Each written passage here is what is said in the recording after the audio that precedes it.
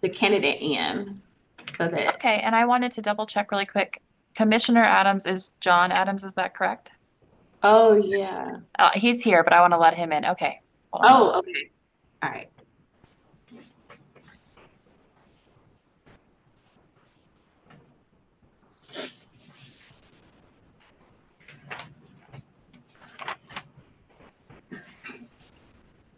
You should both be rejoining as panelists.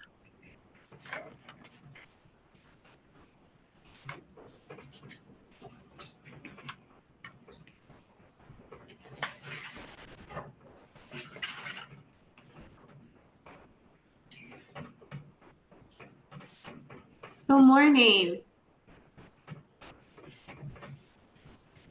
Oh, you're on mute.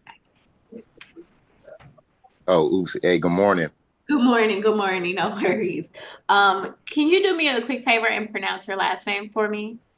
Yeah, it's Umosen. Umosen. Okay, thank you so much. We're going to do introductions. So we have Chief Thomas. Dr. Thomas was our Chief Ethics Officer. He has been tasked through the mayor to help sort of guide this process. He's a little late, but he'll be coming in. We had to deal with a matter. But we wanted to get things started. So we're going to do introductions, and then we'd like to start to hear about you and your interest in the commission. So my name is Dr. Lee Anderson. I'm the Executive Director of the Police Accountability Team, and we deal with the consent decree in which the commission is mentioned. Hi, I'm Chris Violent. I am currently an Assistant Director in the Department of Public Safety here with the City of Cleveland. Good morning. My name is Latanya Goldsby, President of Citizens for a Safer Cleveland, Black Lives Matter Cleveland, and family member of the Tamir Rice family. Nice to meet you. Hey, good morning. I'm John Adams. I'm current commissioner and current co-chair of the CPC. Welcome. Thank you, everyone. So we're going to jump right into it. I would be grateful if you could introduce yourself and then share why you would like to serve on the Community Police Commission for the City of Cleveland. Yeah, for sure. So my name is Imoh Umosen. Currently, I work at PNC's Community Center, which there's only one in the country. So at that community center, I teach financial literacy and developmental workforce skills to individuals within the Fairfax, Cleveland community, and just all the greater outside communities in Cleveland. And I would say I'm interested in the police commission just based on my personal experiences within my demographic and just overall. I would see on LinkedIn like different like updates that the commission that you all would have, and it's amazing information. And we also have community forums, so I would love to like spread that information to community members maybe that aren't on LinkedIn or aren't online, because we have a lot of that at the center. Thank you.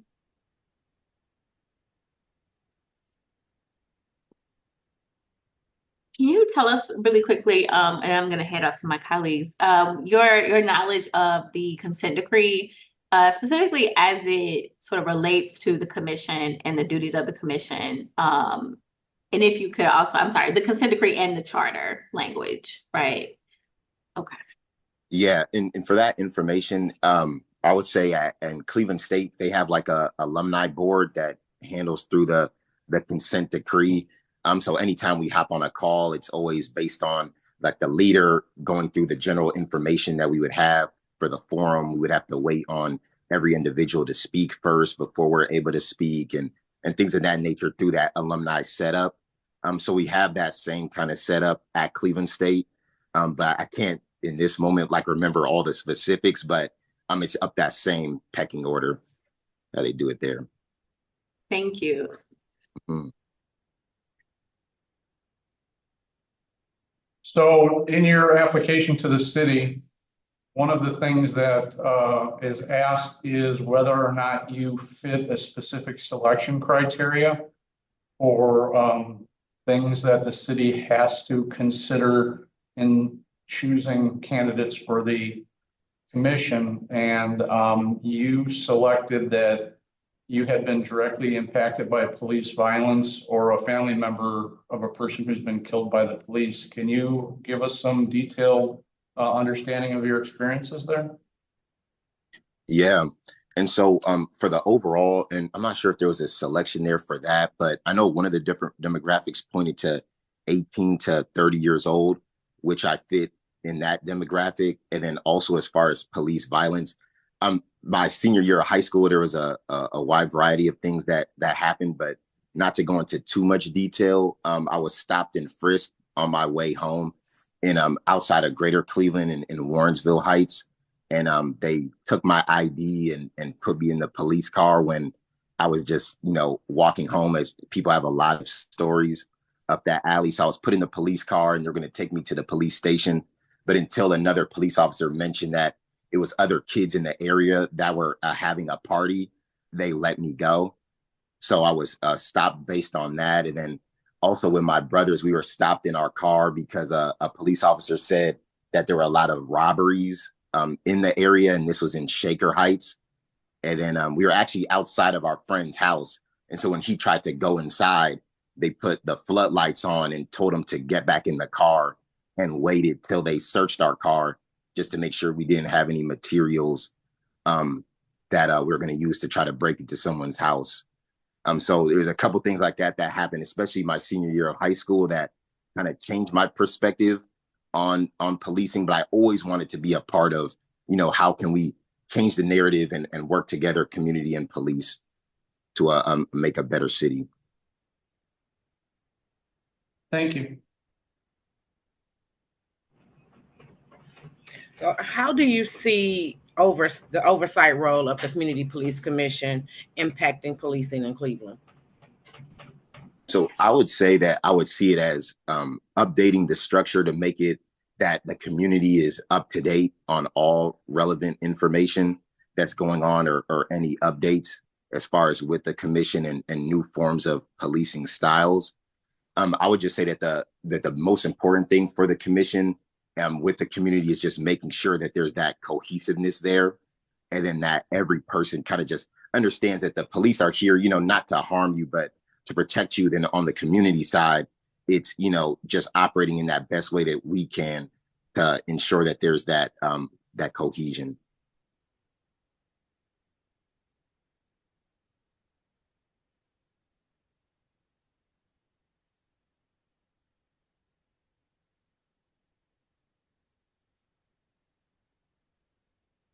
I just have another quick question. Can you give us an example of where you've had to receive critique from other stakeholders and how you dealt with that? For sure. I would say in my role in PNC, when I worked in compensation, there would be a lot of critiques as far as pay. So in that case, we would always have to talk with an employee's manager. And then usually on the lower end is what we'll place the person's salary at, maybe based on their experience and things like that. So anytime, I'd always take feedback from the manager, and I always just take a double check, as far as maybe I missed something, maybe I missed like specific experience to the role, or anything I can find that would constitute maybe that higher pay. And so I always just take a double check because, maybe I'm wrong. And so I take that information back and maybe double check my information, so I give that best answer. Thank you. You mentioned the commission on LinkedIn. Can you talk about one of the positive things that you feel like the commission has done that you would like to be a part of continuing on? Yeah, I believe the post I saw was that there were updates in I think there was like what is it? It's like the new technology that's added in now. I saw information on like the police force. I know that there's less members a part of the force now, so that now they're using technology for different cameras. I believe I saw one in Public Square and things like that. It's finding new ways to kind of like, track crime or keep tabs on certain areas within the city. So that was one of the things I saw. And also just based on the community policing, a new structure that was implemented to kind of like, I don't want to say or I guess I could say it was like a new community structure, just so that community members can understand the different things that the commission is doing. So is that the tech, and then also that. Thank you.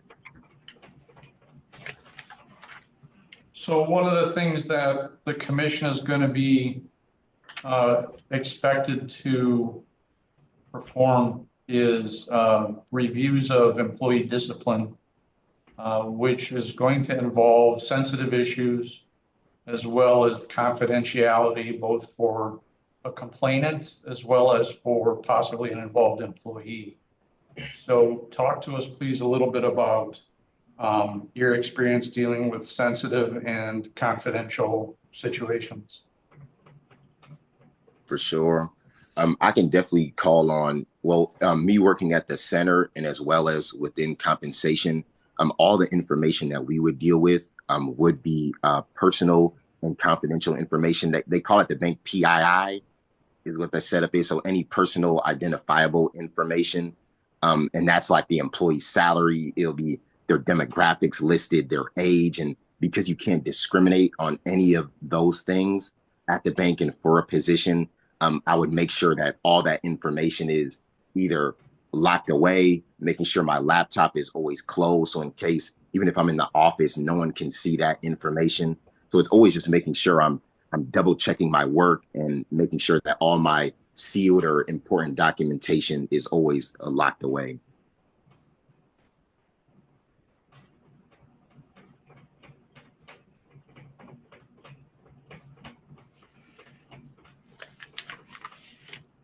Can I jump in here real quick for a question? I would just want to know, what do you see as like your particular like strengths that you would bring to the commission? I mean, you're gonna be working with 13 people.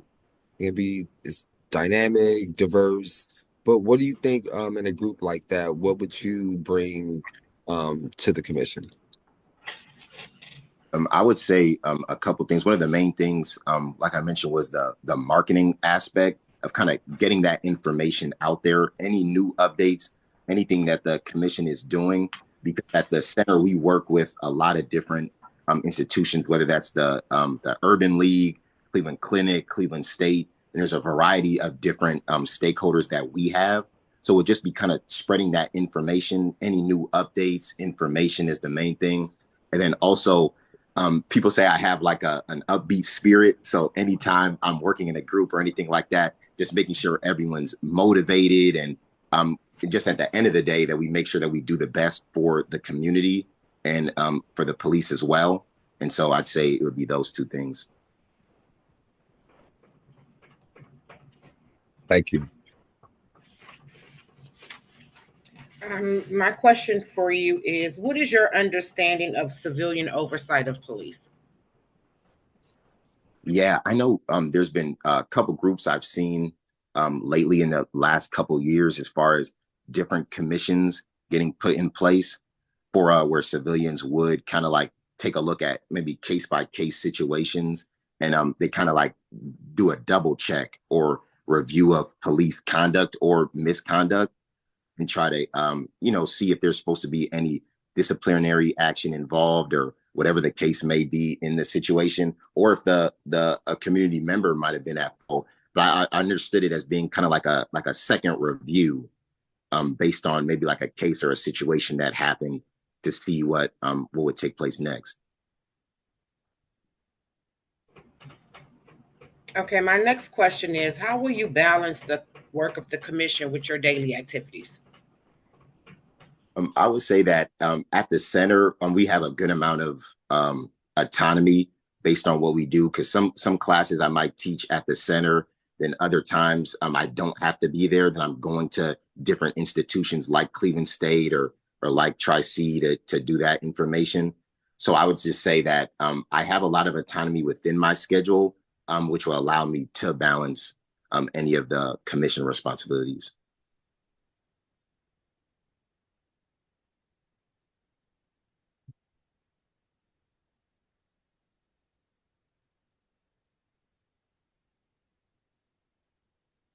So when the commission is going to be reviewing specific incidents, Could you talk to us about your ability to be objective and withhold judgments until all the available facts are known, especially in cases that are going to be highly public and with a lot of emotion that inflames them? For sure. I definitely think I can do that just based on my work within compensation, just because most of the jobs I reviewed were exceptionary level jobs. So it would be high level jobs within the bank where it would be an instance where the person's salary would go beyond the norm. So it would be 15% and above. So anytime in those situations, I would have to keep all that information private, use my discretion, and then also just ensure that all the information is private until the person might get the position or until we have all the information that we can like to go ahead and give it to any of our directors to send that information off. So I feel like there's a cohesion there between that case by case basis for the commission.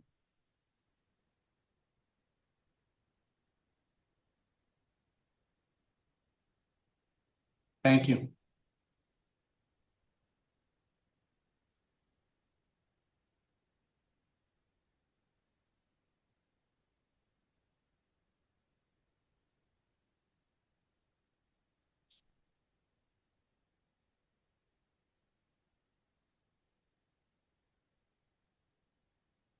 We're just looking through. You've answered a lot of the questions, so we're just looking through. Oh, I apologize, Chief Thomas.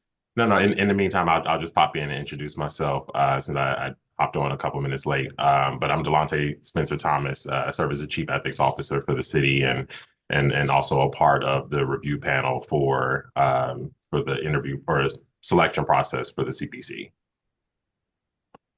Awesome. It's nice to meet you. Likewise. I just have one last question. What prompted you to get involved? I understand the community aspect with PNC, right? I think that's great. How does that translate to police reform and civilian oversight? Yeah, I would just say it's just a combination of things. Okay. Between my experience, kind of just growing up dealing with police in my environment, I would just say just all the things that I dealt with there just sparked my mind in general of I always wanted to get involved in some form of police reform or anything I can do. But now that I've taken on this role within the community and we partner with many different groups, I just feel like it was a perfect time to be able to merge the two together and then be able to kind of, any updates, information that I can provide to the community, anything that we can do, to kind of just work together with the police through the cases and things of that nature. So it was always for me from the beginning, kind of just the situations that I was a part of personally, and then me being deeply rooted in the community now. Can you explain to me in your own terms of what's why the consent decree is here? Yeah, I would just say I don't remember the specifics on the top of my head, but I remember for Cleveland State, for our council, they enacted the consent decree. I believe it was for, I believe it was for kind of like the hierarchy or the setup of the organization. So it kind of just be based on the breakdown of the leadership, and then also the breakdown of kind of like how you're not allowed to speak when someone else is speaking, or it's things of that nature, kind of like that breakdown of how we're supposed to operate as a council. I believe that's what it is. But please. I'm going to jump in because I want to make sure that I'm sorry, Untaya, is that okay if okay. All right. So appreciate the response for CSU. I want to just shift a little bit. So we have the consent decree, when Ms. Goldsby is referring to is a judgment from Judge Oliver, where we have to make some reforms, lots of reforms to the police department based on incidents that happened previously. So I didn't want you to leave the interview thinking that, that we were talking about two different things. So I just wanted to bring that holistically, that the consent decree is here to, the Department of Justice did an investigation and found that there were excessive uses of force and et cetera, search and seizure issues with the police department. And as a result, we got into a settlement agreement, which makes us basically dedicate our time and energy to making sure that the police department reforms.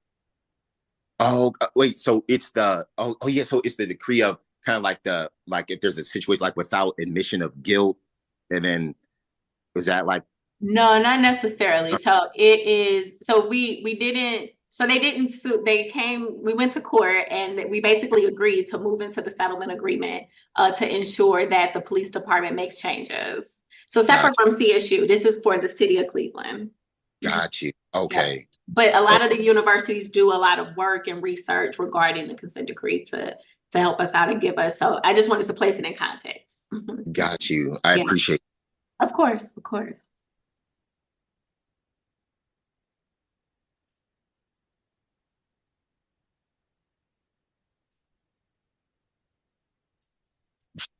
Did you have anything for us?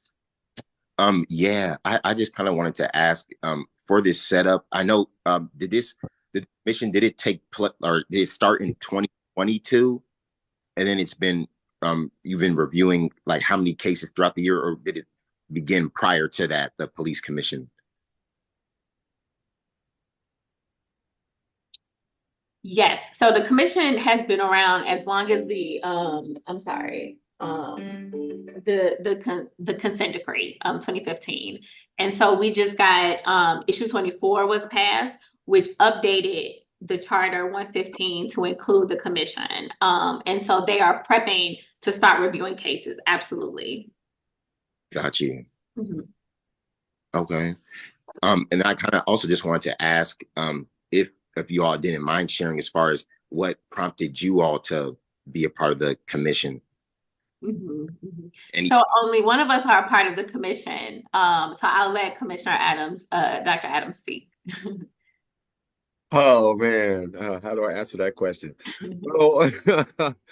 I mean, honestly, I just it was referred to me by a friend of mine. A friend of mine had ran across a posting on Instagram and thought that I would be a good fit for it.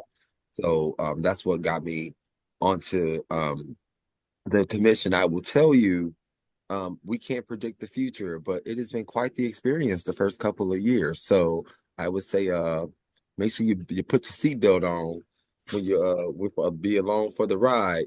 But my question for you is, I guess, as a current commissioner, what I'm most interested in is the people who are capable and willing to do a lot of really hard work. We do get a stipend. I think our stipend's around like $9,000 for the year.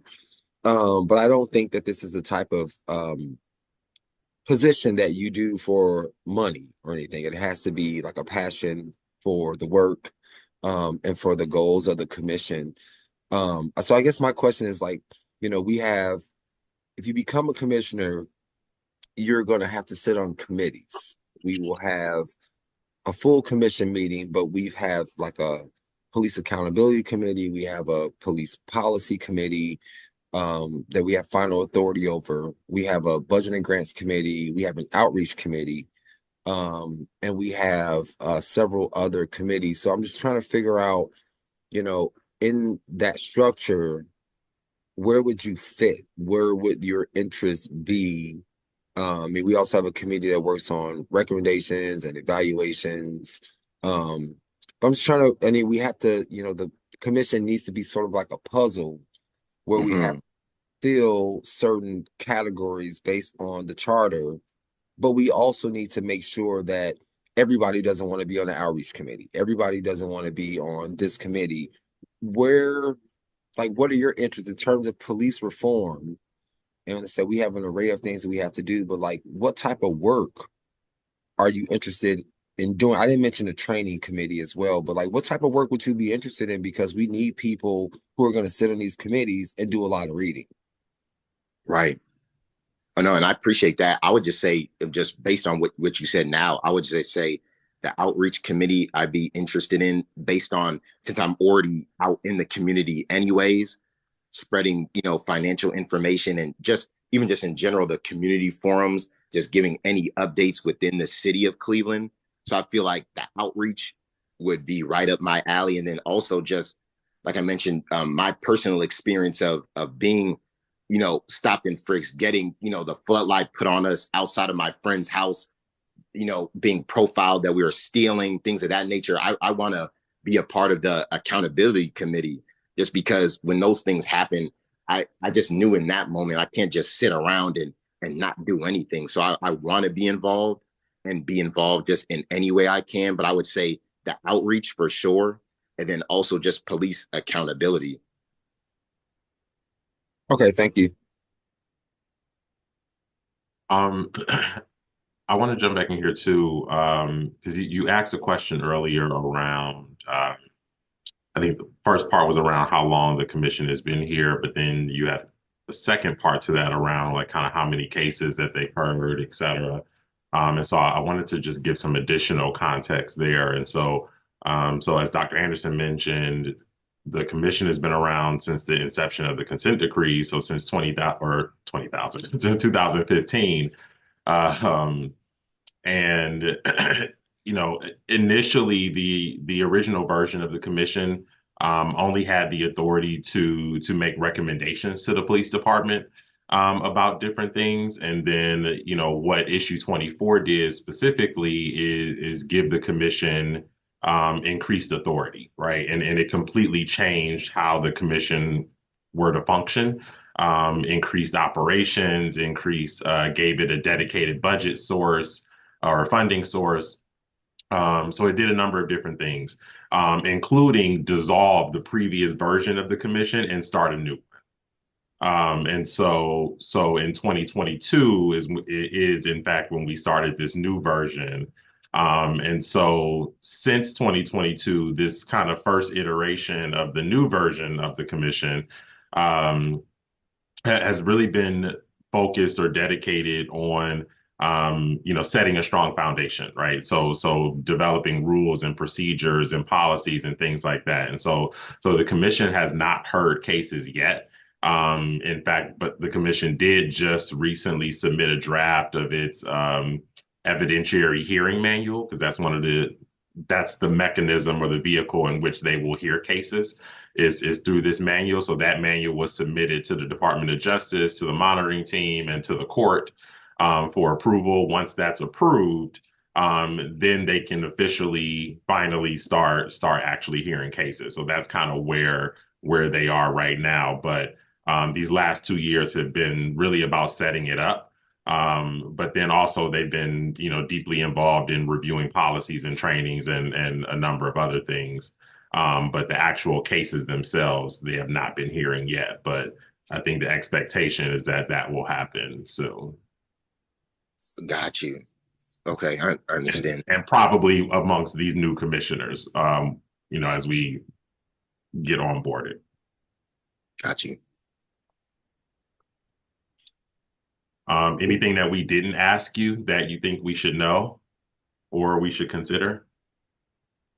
I would just say, well, I did have one more question, and then if you don't mind.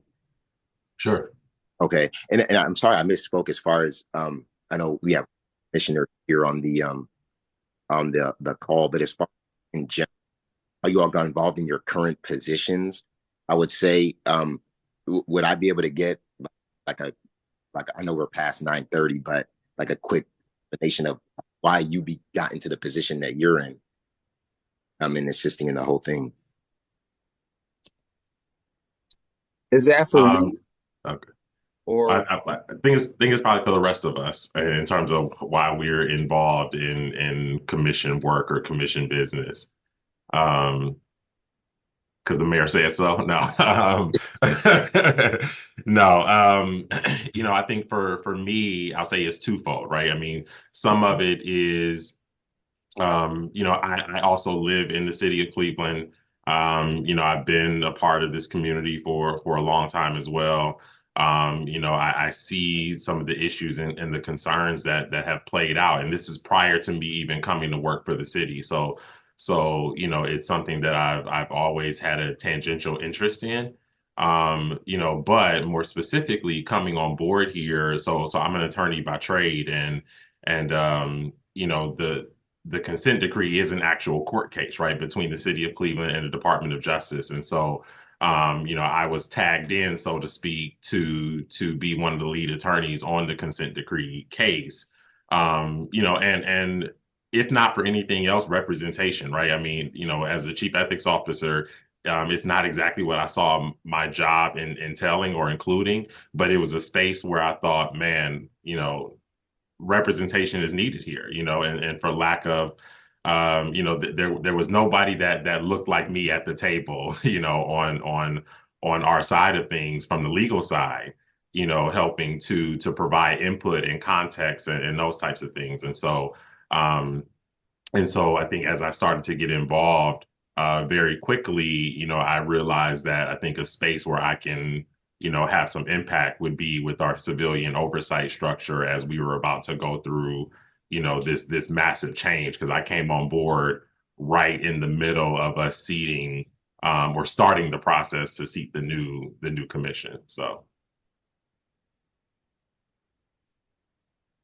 I guess for me, very quickly, the answer is that I've been involved really heavily with police oversight in the city of Cleveland since 2019.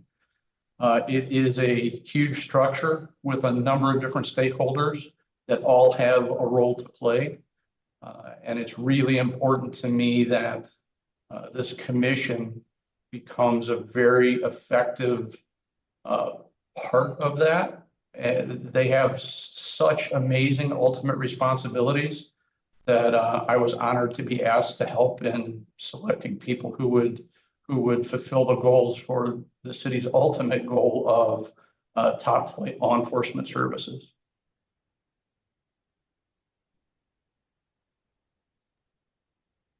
I'll be really quick. I work directly with the consent decree and the four corners of the decree, and my role is to make sure and support all of the entities that are named in the decree to make sure that they're able to meet their compliance levels. So we support, and like I said, the commission is accurately named in the consent decree, and we work to make sure that the CPC, we work with the co-chairs and executive director and also members of the commission to make sure that whatever they are expected to do in the decree, that we support them and we make sure that they have what they need to hit those marks. And I have a varied history in police reform work, so very much enjoy it. Thank you. Yeah, very briefly, I am not an employee of the mayor or the city. I am a average citizen, I guess you could say, but I am directly impacted by policing. My 12-year-old cousin, Tamir Rice, was killed by police in 2014. We'll be celebrating his 10th year anniversary coming up next month. I got into this work because there are several families in the city of Cleveland impacted just like mine. In 2015, we created our Black Lives Matter Cleveland chapter, and we've been doing work to help assist families who have been impacted as well. In 2021, we started Citizens for a Safer Cleveland, which was the authors and creators of issue 24, which gave us the new police commission that we have now. Yeah, so that's it. Thank you all so much. And as far as the last thing for me would just be, since I've been in Cleveland my whole life, and then I'm interested in outreach and anything I can do to help, whether it's a part of the commission or not, anything I can do as far as outreach, anything like that, getting people involved, I would love to be a part of, any aspect of that. So anything that I can help with, anything that you all would need from me, I'm more than able and willing to do that. And I appreciate you all taking the time out to speak with me today. Thank you. It was a pleasure. Yeah, so no, Agreed. Thanks again for taking the time to meet with us. We're continuing interviews this week, and this committee will ultimately come back together and make recommendations to the mayor. The mayor will make the final decisions on who he wants to nominate to serve on the commission. Those names will be submitted to city council, and then city council will do their review and confirmation process or approval process. And the hope being that we'll be swearing in new commissioners by December. So that's the timeline that we're on. But if you have any questions that come about later, please don't hesitate to reach out. And we're happy to answer those for you. Got you. Thank you so much. All right. Thanks again, and enjoy the rest of your day. All right. You all as well. Thank you. All right. Bye.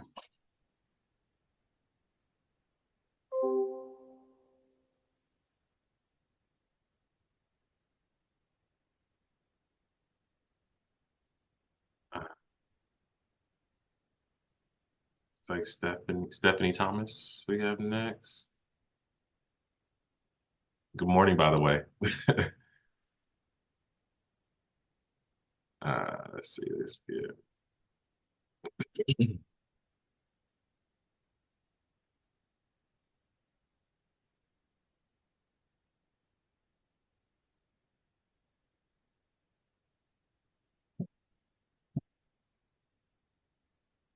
Good morning. Good morning. There we are.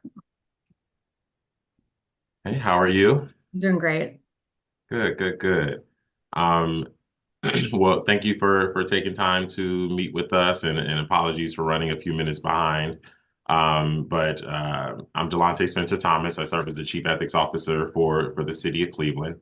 And then I'll ask each of my co-panelists to introduce themselves, and then we'll get started. I'm Chris Violent. I'm an Assistant Director in the Department of Public Safety here with the City of Cleveland. How are you doing, Stephanie? My name is Dr. Lee Anderson. I am the Executive Director of the Police Accountability Team. Just do everything with the consent decree. Good morning. Good morning. Good morning. I am John Adams. I am a current co-chair of the commission at the moment.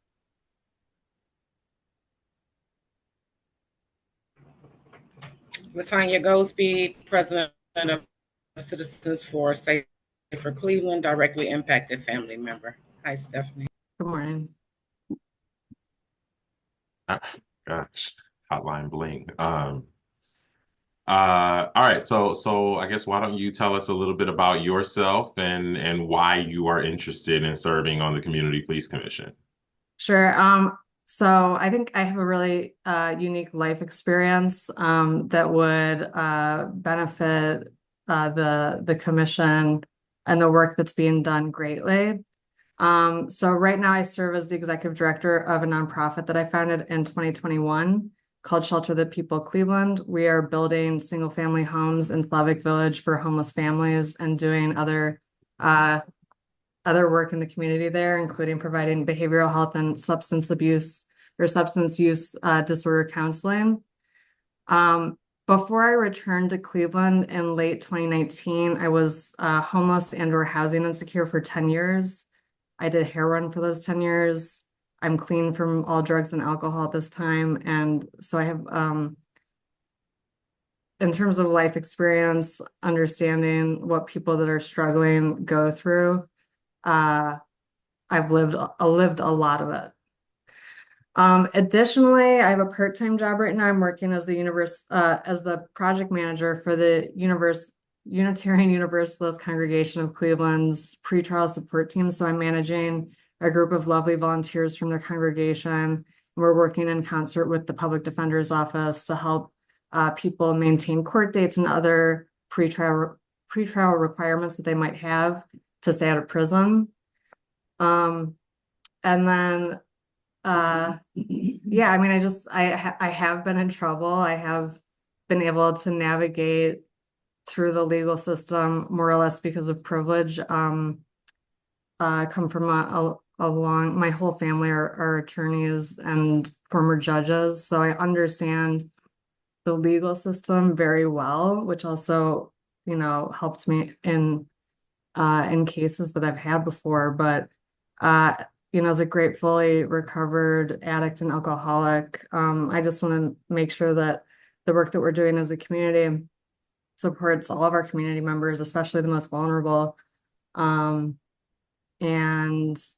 yeah, I just thought that like my life experience, my professional experience would lend well to the work that you are doing. Yeah, no, thanks. I appreciate that for sharing. And I guess if you can expound a little bit more around kind of why the Community Police Commission, right? What about this role interests you? Well, I mean, working especially with the unhoused community, I've seen injustices. And it's unfortunate, but because there is a certain amount of distrust between the legal system and those that enter it, there has to be a mediary to sort of to navigate that barrier.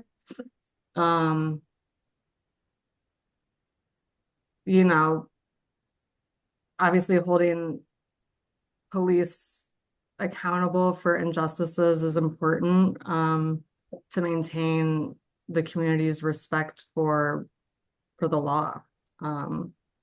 There's a certain amount of corruption in like any type of government, any city. So it's important to have a community-led, group that sort of can provide a lens into those sorts of issues. Thank you.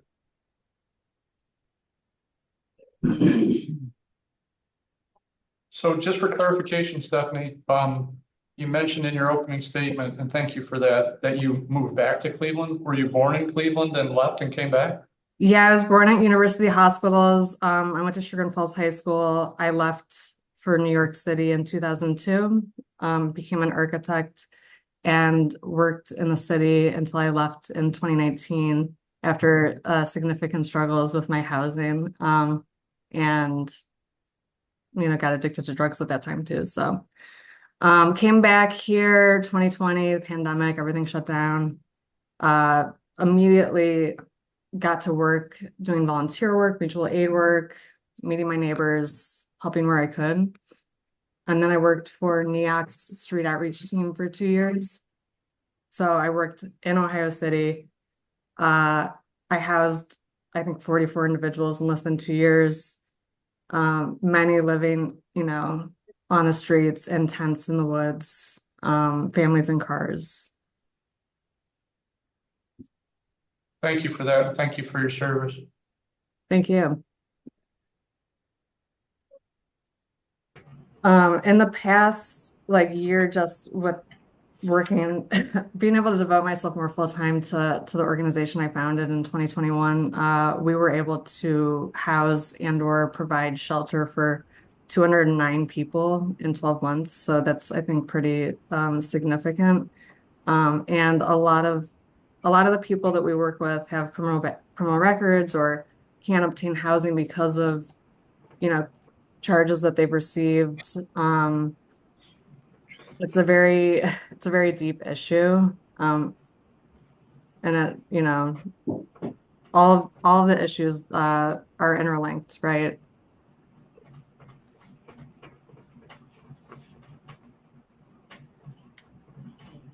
I wanted to ask a question about sort of like leadership. Clearly, you've started your own organization, so there's got to be, something that's driving you there. But I'm thinking about, we're gonna have a group of 13 people. As my question gets around sort of, are you the type of person that needs direction? Are you the type of person that sees a problem and then you kind of jump in to sort of like address it? Are you more of a supporter? Like I'm trying to figure out sort of like what type of like, I guess like energy would you bring to the commission, as like we have like, I think there's over 40 duties and responsibilities that we have in the charter. So there's a lot of work to get done. There's more work than we can actually do. So sort of like, where would you fit? Like, would you Are you like a waiter, or are you sort of like, that's something I'm passionate about and I want to work on that, and so I'm going to take the lead on that? Commissioner Adams, that's a great question. I really, I am a great leader, but I take direction very well. And if I see something that needs to get done, like I will take the lead on making sure, like especially if it's something that suits my talents, I'll jump right on it. In terms of like, you know, nonprofit work, like sitting on boards, working with different organizations in Cleveland, like uh I've got a lot of experience doing that. I usually listen. I try to get everybody's, and like, you know, especially coming into a new team, right, that's already developed. Like I will sit and listen and learn about like where I think I can help the best, instead of just like jumping in to to like assert my opinion or whatever, right? So uh, yeah, I mean, I'm excited that you have already been working for 2 years. That's incredible. And I know that like my administrative, my organizing, my leadership, my ability to work underneath people in multiple different environments, will fit with the commission very well. Thank you. Yeah, Stephanie, can you tell me what is your understanding of the consent decree and charter amendment 115? So my understanding and is that anything that's brought to the commission will be reviewed sort of like similar to like an appeal or like bringing it up the ladder, if you were like going from like a, you know, in a regular court case. So like the case would be brought up, we would look at all the details, all the reports, any other information that was provided, and then discuss and then vote as a committee, as a group, as to how to proceed.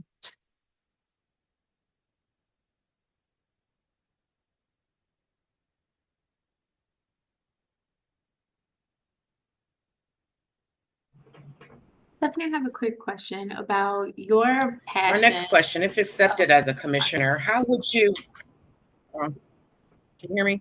Yeah, Latanya, hey. Oh, okay, No, I'm go ahead, sorry. Latanya, sorry. All right.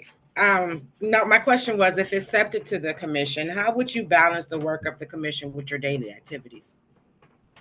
Well, I mean, I love to stay busy. And my commitments at my organization, now that we are starting to onboard staff, are lessening. So I don't think it would be a problem at all to commit, you know, hours per week as needed. Also, because I am my own boss at basically everything I'm doing, I have the flexibility to reorganize my schedule as needed.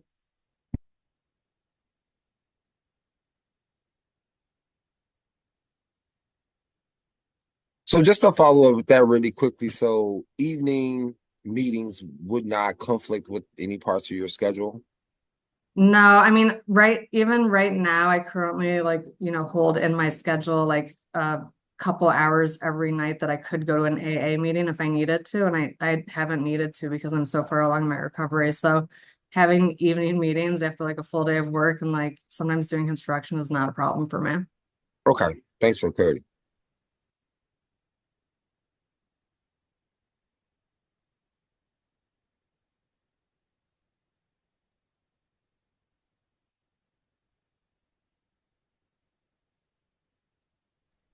Okay.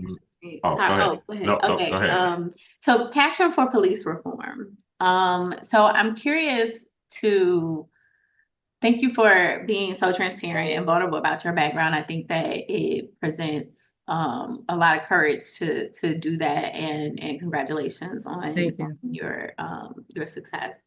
When it comes to police reform, what are a couple of things that you feel like Cleveland needs to do? Like what is it that you see that the police or even the community, right? So we're trying to make sure that this is like where we're working together. So what are some things in police reform that need to get done immediately? Well, that's a good question. I mean, certainly, I mean, the commission providing oversight, because obviously there is like a power structure that exists, right, in government or in the police force, right, which we're talking about specifically. And the sort of like fraternal nature of that doesn't like really lend to justice overall. So providing like that additional top piece, right? Like most everybody's doing great work, right? But you get into sort of like this little vacuum where like, you're just like trying to make numbers or make quotas and like please your boss instead of like worrying about protecting and serving the community, which is problematic for the safety of us as citizens. Yeah, and like being able to, I think like the key of this is like being able to provide like that sort of accountability so that there is a trust or any sort of rebuilding of trust, right? And maintaining trust between citizens and the police force moving forward.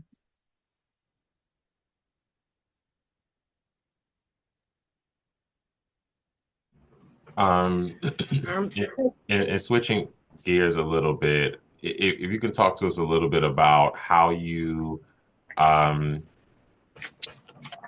I guess, how you handle or deal with taking critique. Um, how do you navigate those spaces when others, whether it's peers or otherwise, are critiquing your work or your way of doing things? Well, I'm constantly learning or wanting to learn, so constructive criticism is always welcome. Um, there has been times in my past where I've sort of butted heads, like for instance, like I got fired while we were unionizing at NEAC for using a swear word, right? But we were having honest, heated discussion in a meeting. So, uh, yeah, I mean, even in that instance, like there's always room to like backtrack and like talk about things, right? Um, love constructive criticism because I'm always trying to grow as a person and to, expand my knowledge and my skills.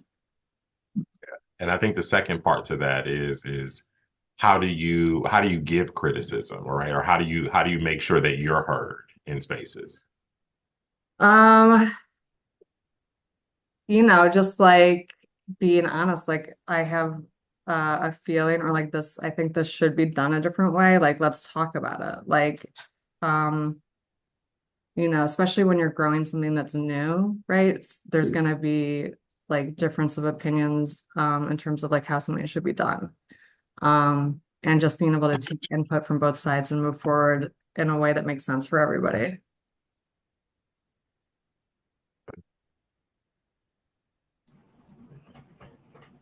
Stephanie, you mentioned being fired from NEOC due to a disagreement. Can you explain to me how do you handle or respond to disagreements and give me an example? Um, usually there would be like we could talk about a disagreement, right? And work out whatever that disagreement was. We do this in my organization, in all of the teams that I've ever worked on. And in the case where I was terminated, like I used swear words in a meeting, but we ended the conversation like, adults. So I was surprised the following day when I got terminated for using the F word, but I get it. It's decorum.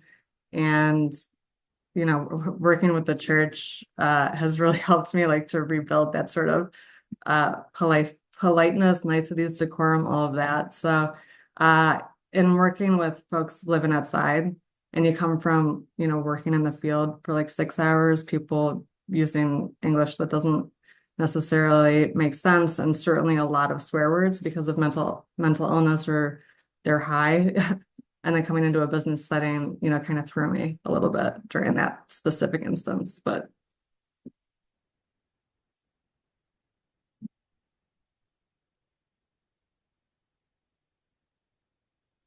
I mean, what's one quality that you're bringing to the table that you would like us to know about you that you would bring to the commission? I mean, just in general, like a high level of compassion, because not only because of my lived experience, but because of my growth as a human being, over the past 5 years. Um, and like, how do we doing something so serious, like take care of each other while we're doing that? Like these are like that's huge for the type of work that's being done. Um, I think that that's the answer to to your question. Thank you.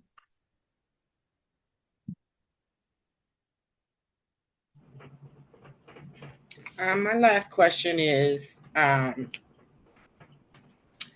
you feel you possess the ability to withhold judgment where an allegation of misconduct has been made?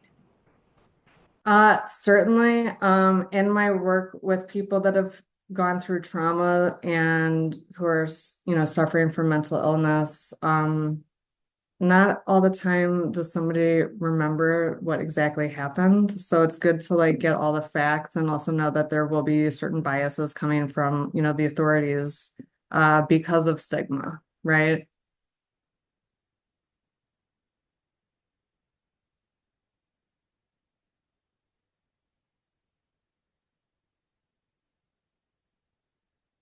So it's really just like, looking at the facts at hand, and just knowing that perception from each side could be skewed because of bias or stigma. Thank you. Have you been in or had any experience with, kind of reviewing grievances or complaints where you've had to kind of weigh in or dig deeper into those complaints? Yeah, I mean, I've been involved in some like group organizing situations, where there was grievances or allegations of like wrongdoing and, coming together, in leadership and then, tertiary members, right? For mediation sessions. In terms of like specific grievances, I used to lead a team of like 6 people in New York City as a project manager. So I've hired and fired people, certainly listened to people that were, working as my subordinates, like their concerns or questions, all of that. And then, implemented like either communication or like actual like changes to like policies to make sure that we account for what's going on. Gotcha. Huh. Um, Anything that we didn't ask you that you think we should know or I you'd like us to mean, consider? no, I just want to be here to help. Like this is a serious job. And yeah, I really think that like between all of my professional experience, my lived experience, and like who I am as a person, it would be a great fit for the team. And I've also seen like from, friends like Jose Feliciano or my dad and my grandfather's like what a like just and moral like legal system like ideally should look like, and like where we are now is not that exact thing, right? So Wait, you said Jose Feliciano is your granddad? no, he's a friend, a very good friend of my family. Oh, okay, Yeah, gotcha, sorry. gotcha. No, I Okay, said Jose, my dad, and then my grandfather. gotcha, So gotcha, seeing gotcha. seeing Okay, from all of these men that have like, like stern like ethics and morals, and like just like talking with them about like what the justice system, what the legal system is supposed to look like, and then sort of like what is actually happening. Like there's, it's like, can we achieve that? Like, yes, let's do it. gotcha. Okay. Any questions for us?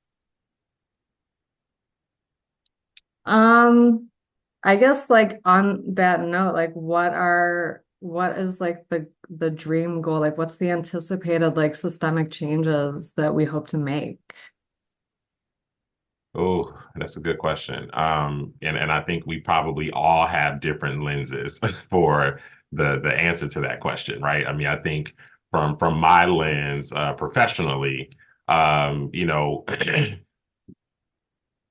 on behalf of the mayor, we want to see a disciplinary structure, a commission that that functions effectively, right? That can gel with the entire city structure, so that we can move things forward. Um, I think, personally, right, I want to see, I want to see a level of trust built, right? I mean, I want to see the community have a voice and have input in some critical and crucial things that impact, daily life for everybody. Um, yeah, so so in all, like I want this to work, right? And there's a lot of, lots of barriers, lots of concerns, right? Lots of different things happening. It's not going to be perfect, but trying to figure out a balance for making sure that this works, not just for the community, but also for the officers, also for just kind of the city structure as a whole. Great.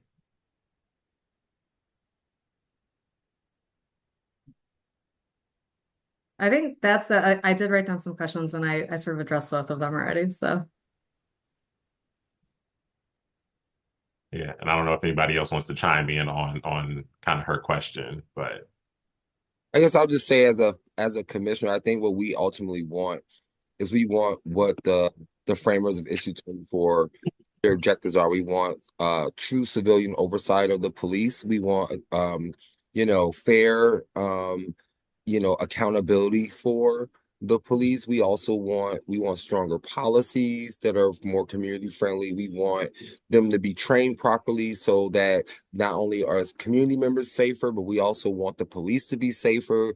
We just want constitutional policing that protects the police, but that also will protect the citizens and make Cleveland a model that other cities throughout the country can follow to sort of lead a movement of how civilian oversight of the police can actually be done. So I think that those are our goals, and ultimately the goal is to get out of the consent decree eventually. But before we can do that, we need to do all those other things.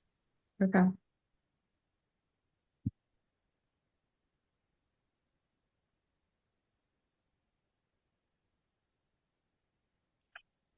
all right. Anything else from anybody? Hearing none. Well, thank you for taking the time to chat with us. So we are continuing, interviews this week. This group will come together and ultimately put forward recommendations to Mayor Bibb, and ultimately the mayor will make the final call on who he'd like to nominate to serve on the commission.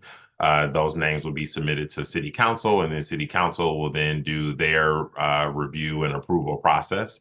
And then our expectation is that commissioners will be sworn in by December.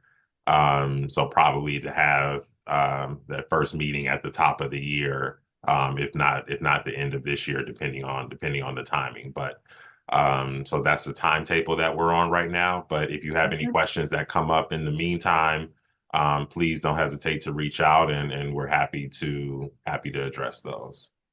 Awesome. Great. Thank you so much. All right. And yeah, I hope to speak to you soon. All right. Thank you so much. Okay. Bye-bye. Bye.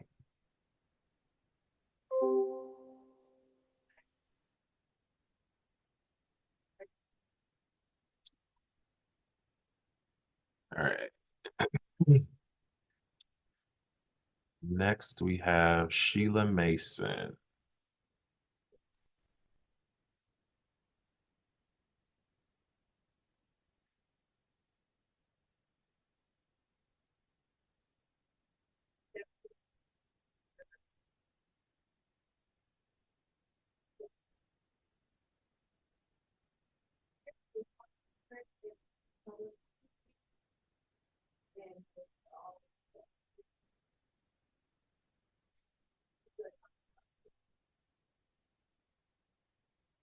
Hello. Good morning. How are you? Oh, fine. How you all doing? Doing well, doing well. Yeah. Thank you so much for taking the time to meet with us and for your interest in serving on the Community Police Commission. I'm Delonte Spencer Thomas. I serve as the Chief Ethics Officer for the City of Cleveland, and Mayor Bibb has tasked me with helping to oversee some of the selection process for filling the upcoming 9 vacant seats on the Community Police Commission.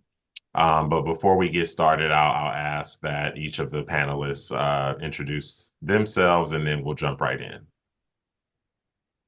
Hi, Sheila. Chris Weiland. I'm currently an assistant director in the Department of Public Safety here with the City of Cleveland.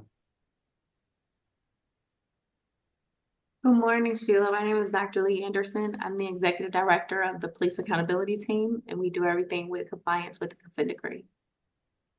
Hi, Sheila. I'm John Adams. I am a current co-chair of the commission. So welcome. Good morning, Ms. Mason. My name is Latanya Goldsby, president and co-founder of Black Lives Matter Cleveland, Citizens for a Safer Cleveland, and directly impacted family member. All right, thanks everyone. All right, so why don't you tell us a little bit about yourself and then more specifically why you are interested in serving on the Community Police Commission? Okay, question first before we get started. I just believe in being transparent. Sure. Chris, don't you and I know each other?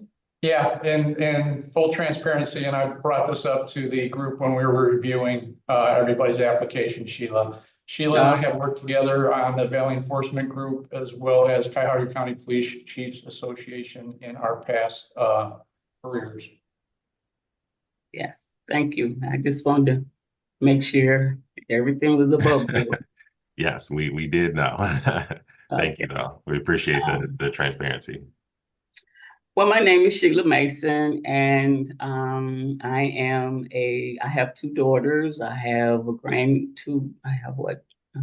grandkids and 3 great-grand, and I'm a resident of Cleveland, and I been in law enforcement for over 40 plus years. I am a traveler. I love sports. I am an MMA state judge. And the reason why I wanted to look at this commission was because I think with my experience, and it gives me a great opportunity to be a part of a changing movement within our law enforcement. Law enforcement right now has been on the negative end, and I'm just hoping with my experience and my skills, I can assist in bringing it more back into the fold of being a positive and working with the community. So that was my reason for applying. Okay. No, I appreciate that. And I guess building on that, I guess if you can expand a little bit more about, you know, Cleveland's Community Police Commission, and I guess more specifically, you know, how do you feel like you qualify for appointment? You know, well, first part of that is why this commission, right? Like, what about this specifically, you know, within the city interests you, but then going on, you know, kind of, if you can talk a little bit more about your experiences and kind of how that qualifies you for appointment. Well, I've been since being in law enforcement for the last 40 plus years. I've been in all phases of law enforcement, starting from patrol all the way up to the chief's position. And I worked within the city. I worked at Calhoun Community College, which also gave me the opportunity to work and with the division of police with Cleveland. But then I also worked with other various communities. So with that and looking at what the charter is saying, some of those things that's on there, I have experience. I mean, I work with the community. I work with different organizations, with business. And so with that being said, I just felt that a lot of my experience, things I have done and been able to accomplish in law enforcement will enable me to be play a major role within the role as the Community Policing Commission. Okay. No, thank you for that.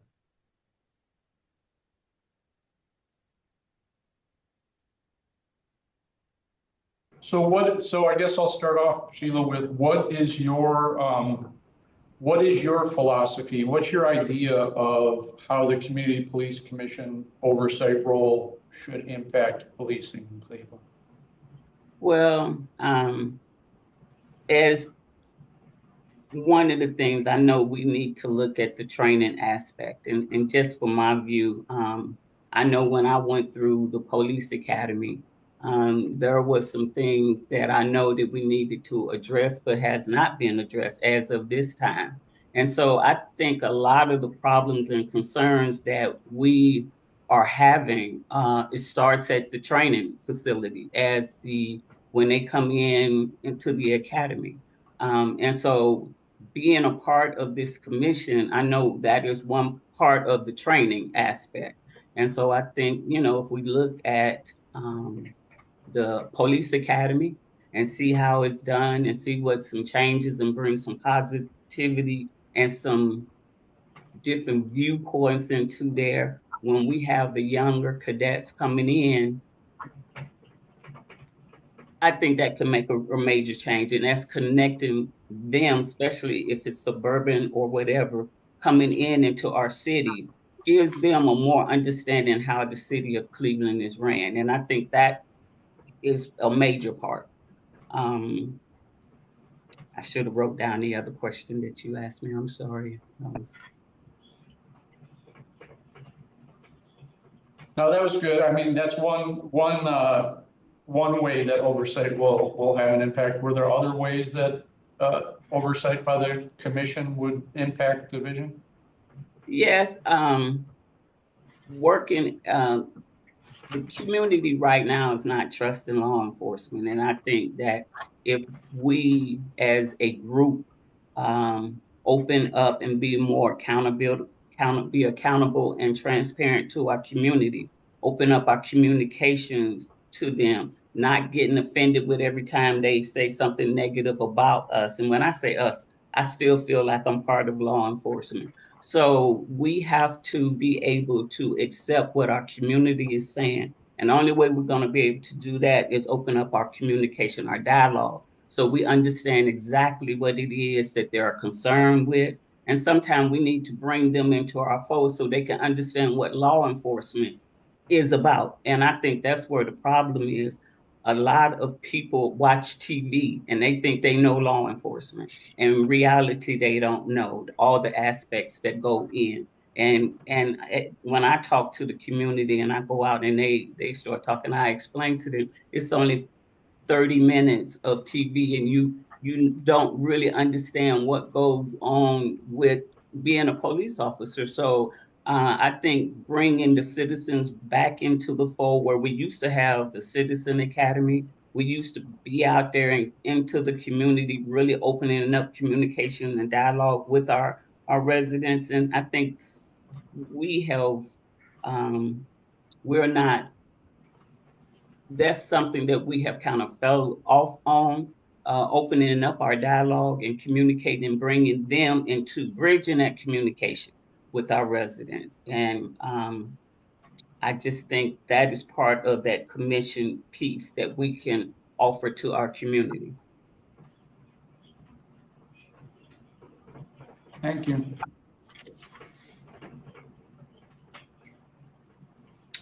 My question for you, Sheila, is what is your understanding of why the consent decree is here?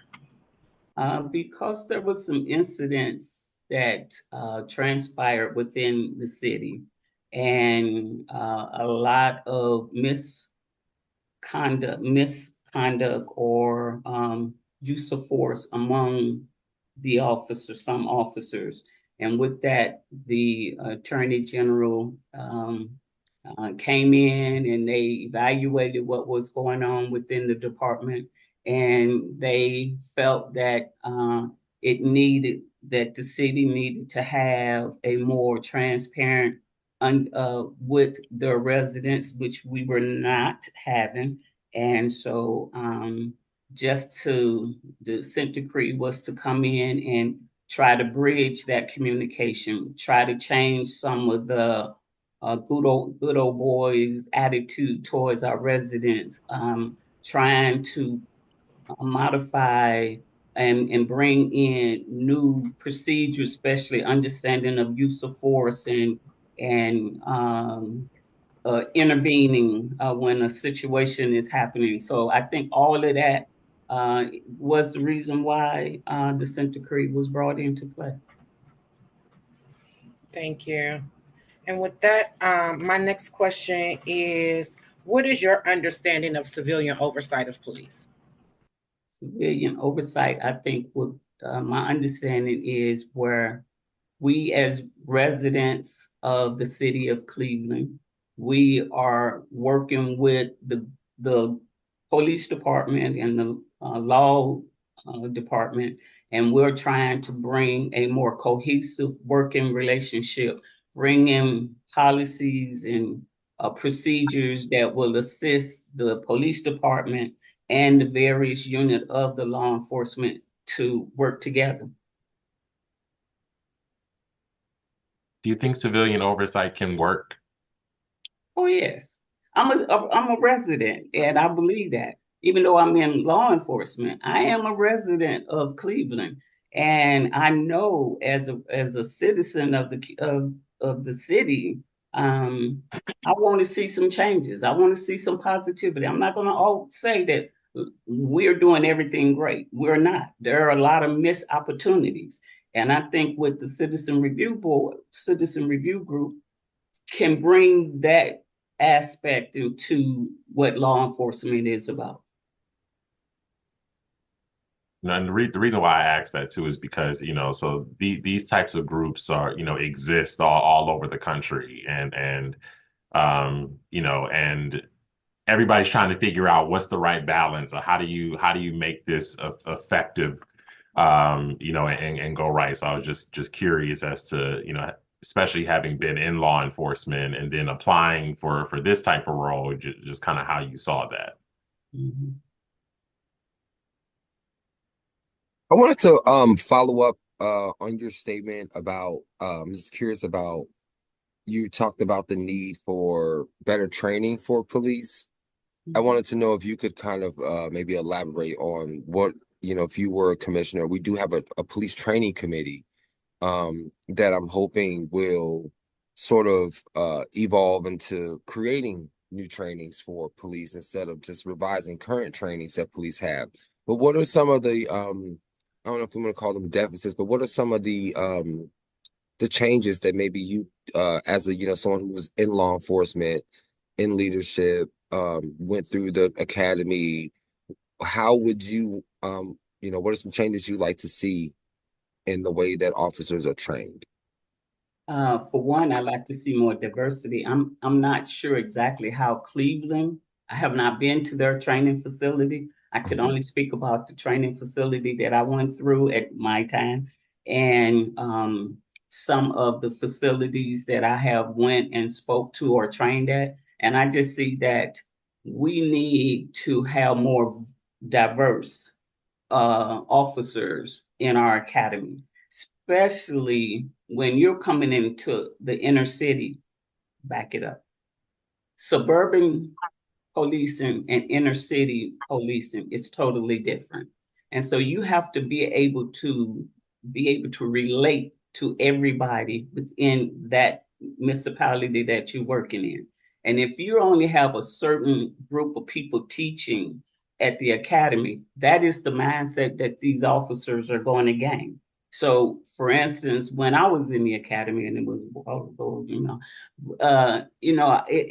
we had officers coming in, and they were giving us all of their gander of how they did stuff and what it was and which gave some of us the wrong concept of what police work was about.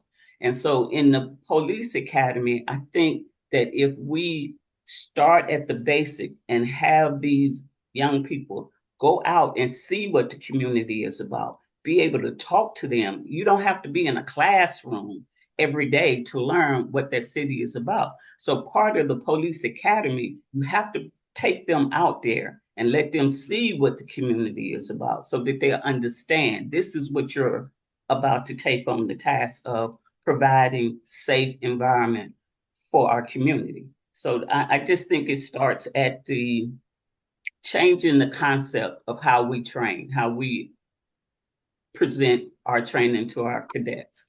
Yes. And we might steal that idea. So thank you. I appreciate that answer. You might implement that. That's actually was a great answer. I have a question, Ms. Mixon. Could you talk a little bit about, so definitely respect your experience and your explanation of community. I'm curious, can you name one or two things that you've seen in your career in law enforcement that has really worked in reform aside from the community? So what are two things that you know like Cleveland should be doing hands down? See, I don't, there are a lot of good officers in Cleveland, a lot of good officers. And you have a few that are bad, and that's in any department, that's in anything that you do.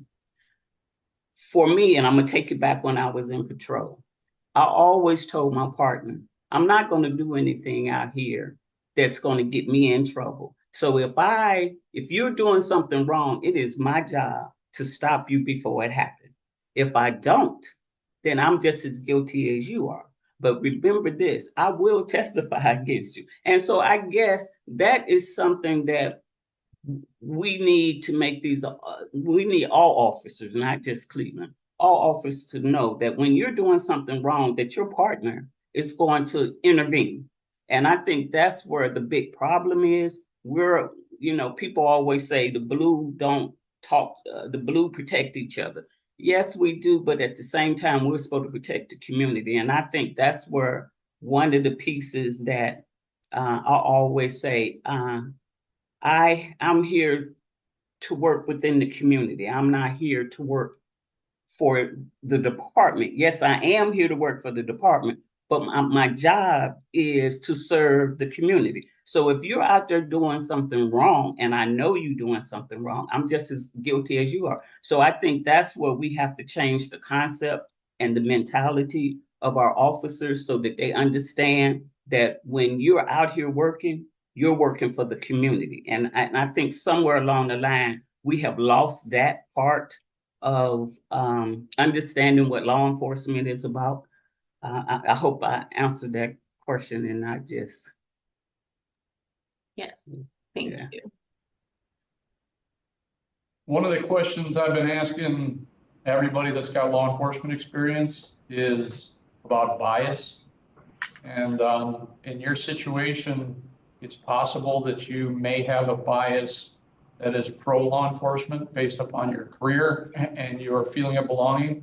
It's equally as possible that you may hold some bias because of things you've seen on the job that make you anti certain types of policing. So just if you would talk to us about how you're going to maintain objectivity in light of your possible biases.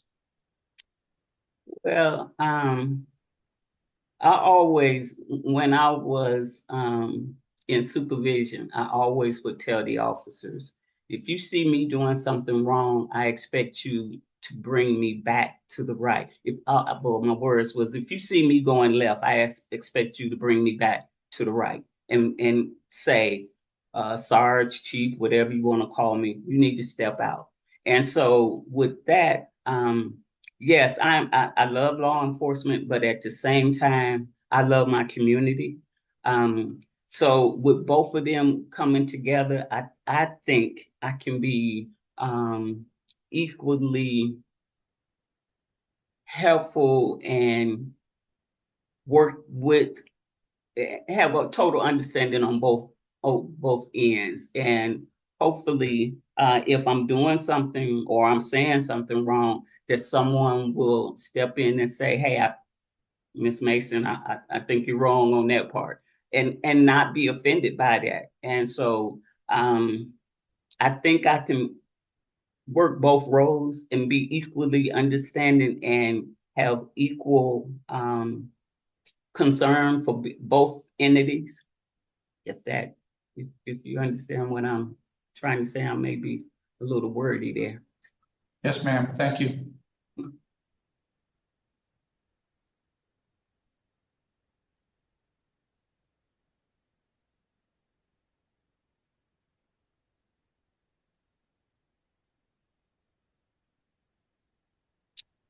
I'll jump back in.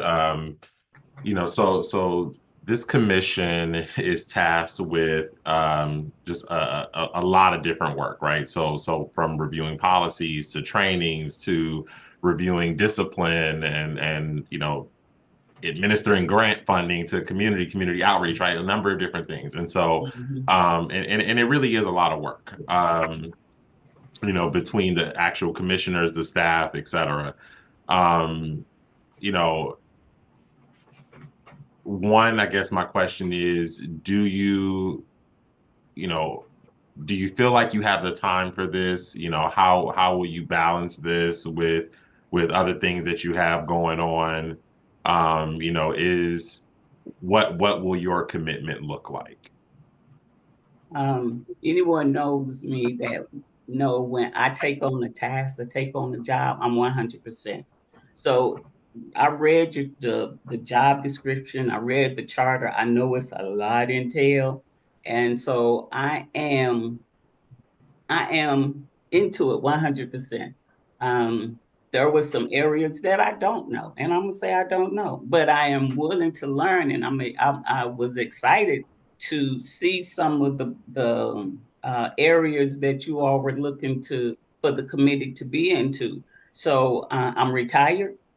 I'm not really doing anything right now. And that was one reason why I said, I give some time. And after you all were saying that, I think it starts at the beginning of the year.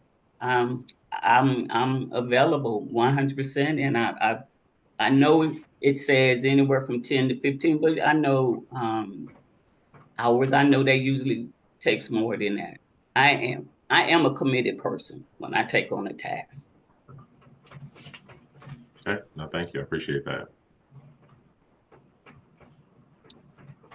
Anything else from the panelists?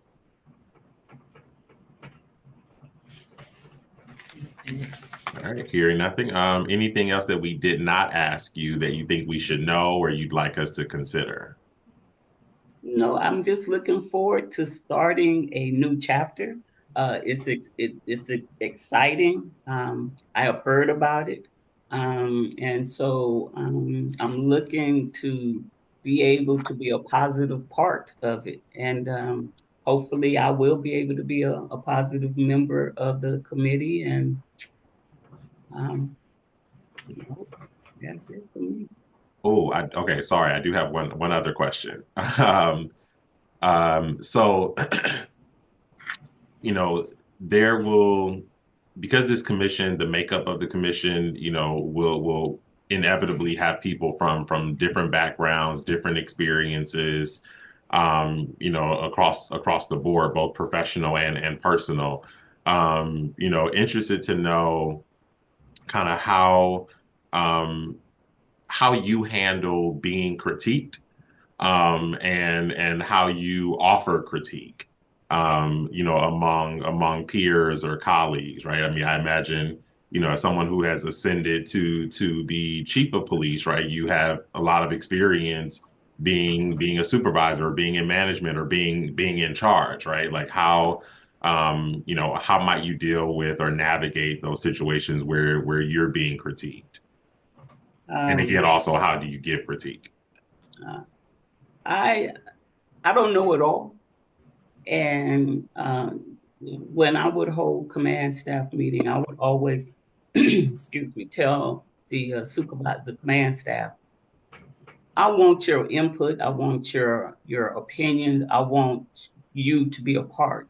So if I'm doing something wrong, I can say a lot of stuff. I can give ideas. Do not mean that is right. and it may not be the right direction that we may be going into. So I always ask that they tell me. I always say I'm a big girl. I can take it. If I'm wrong, I'm willing to admit I'm wrong. Okay, I made a mistake, and own up to it, and try to evolve and do the right thing and make the right suggestion for the team, for the good of the organization. I have no problem with being critiqued. I think if you're a leader, you're supposed to be able to ask for help. You're supposed to be able to accept other people's opinion and then divest, I'm saying it wrong, and use it to be on a positive and make sure that it is good for the organization and not just for the self. And I think if I do not accept a person critiquing what I'm doing, then I'm not good for the organization. Okay. No, thank you for that. Appreciate it. Okay, so that said, and I'm sorry, any questions for us before we wrap up? No, no. Okay, all right. Well, again, thank you for taking the time to meet with us. So we are continuing interviews through this week. And then ultimately this group will come back together and offer or provide recommendations to the mayor, who will ultimately make the final decision on who he wants to nominate for appointment. Those names will be submitted to city council. And then city council will do their review and approval process. And as I mentioned before, or I think you probably were on, as I mentioned to the last candidate, that we expect new commissioners to be sworn in by December. So that's the timetable that we're on. But if you have any questions, concerns, or if anything comes up, after we get off today, feel free, or please don't hesitate to reach out and ask. And we're happy to address those. So you ought to be notifying us by mail or email or something of that nature. It'll either be by email or by phone. On kind of what the next steps, if it or to the extent that people are moving on to the next phase or next step in the process. Yeah. Okay. Yeah. All right. Well, thanks again, and it was a pleasure to meet you. Thank you all for the opportunity. Thanks. Have a good day. You too.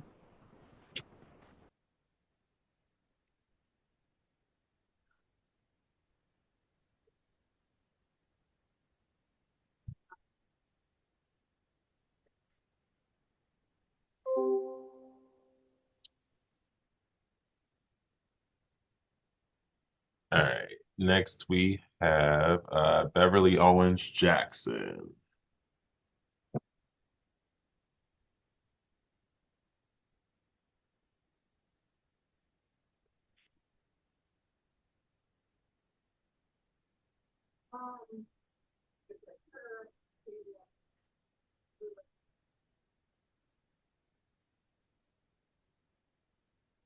Good morning. Good morning. How are you? Morning. Good. How are you? Good. Good to see you. Thank you for taking the time to meet with us um, and for your interest in joining or serving on the Community Police Commission. Just by way of introductions, I'm Delonte Spencer Thomas, Chief Ethics Officer for the city. Um, and then I'll have each of my co-panelists introduce themselves, and we will jump right in. Again, full disclosure and transparency, I've already let the panelists know that you and I do know each other. So no surprises or things like that. But we are not family. We are not business associates or otherwise connected in any improper way. So just full transparency there. But all right, I'll kick it off to my co-panelists. Hi, I'm Chris Weiland. I'm currently an assistant director here in the Department of Public Safety with the City of Cleveland. Hi, Chris. Good morning. I'm Dr. Lee Anderson. I'm the Executive Director of the Police Accountability Team. Do everything with compliance with the consent decree. Nice to meet you. Same here. I'm John Adams. I am a current co-chair of the commission at the moment. And Latanya Goldsby, president of Black Lives Matter Cleveland, Citizens for Safer Cleveland, directly impacted family member. Hello, hello. Hi. All right, so to get started, I guess why don't you tell us a little bit about yourself and then specifically why you are interested in serving on the Community Police Commission.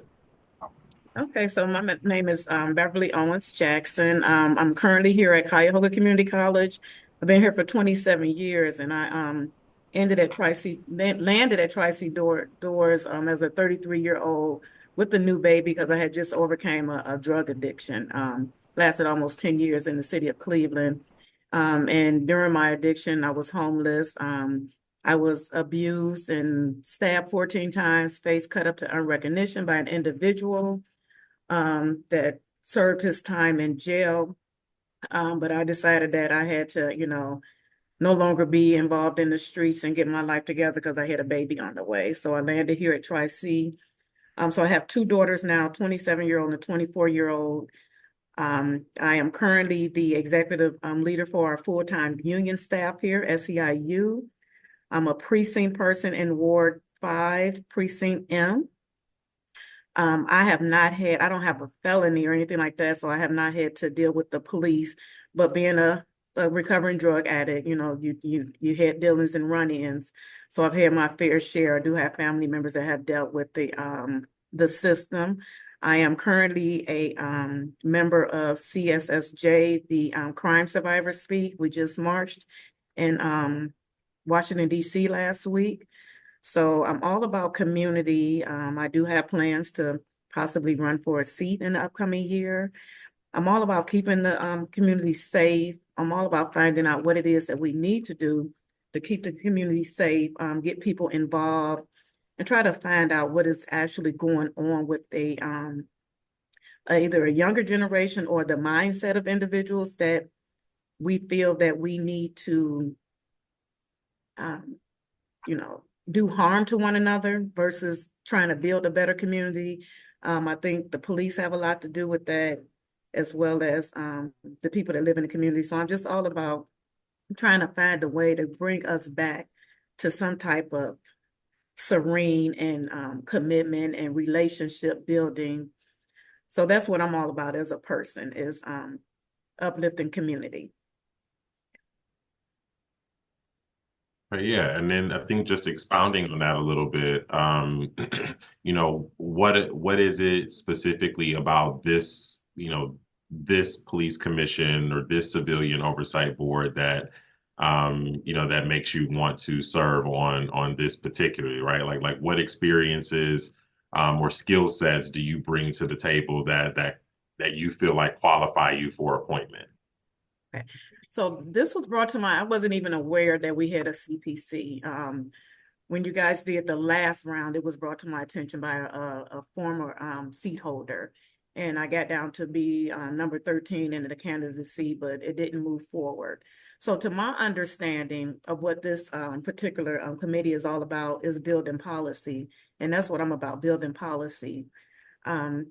So I've also heard recently that there was some things that was not going in the right direction. I feel with my strong leadership skills, me being transparent and being honest and being able to go up against, other individuals that, people may feel that they're threatened.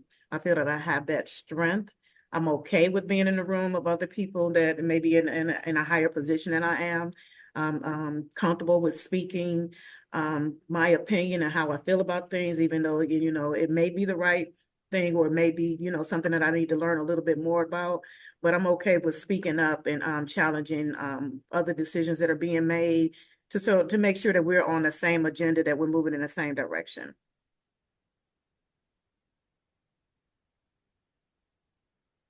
I guess sort of like building on that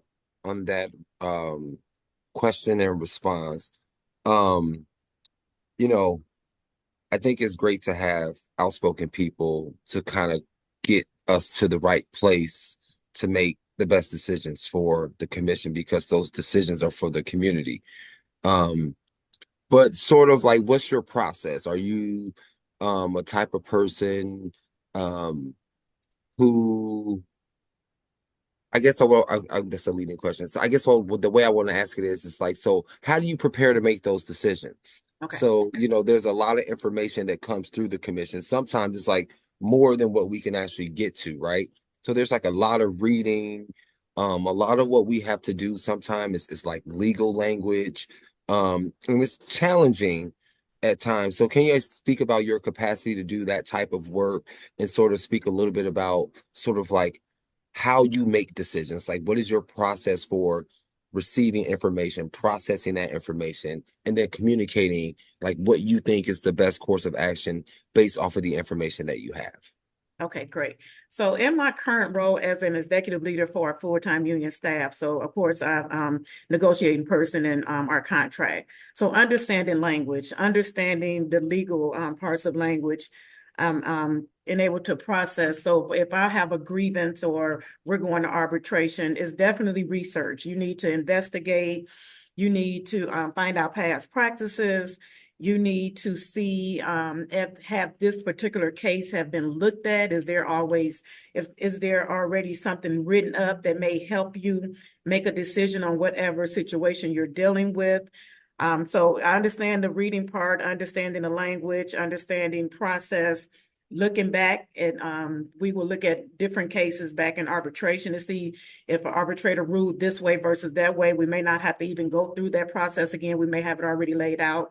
So it's a lot of research involved, a lot of reading, a lot of understanding, a lot of learning. I don't know it all, definitely not in this capacity. So it would be me also needing those experts, individuals to be open to help me move along with what I bring to the table and what I don't understand, being in a different capacity. So I would say, like you say, research, reading, understanding the situation. Has the situation been looked at before? Has the decision been rendered?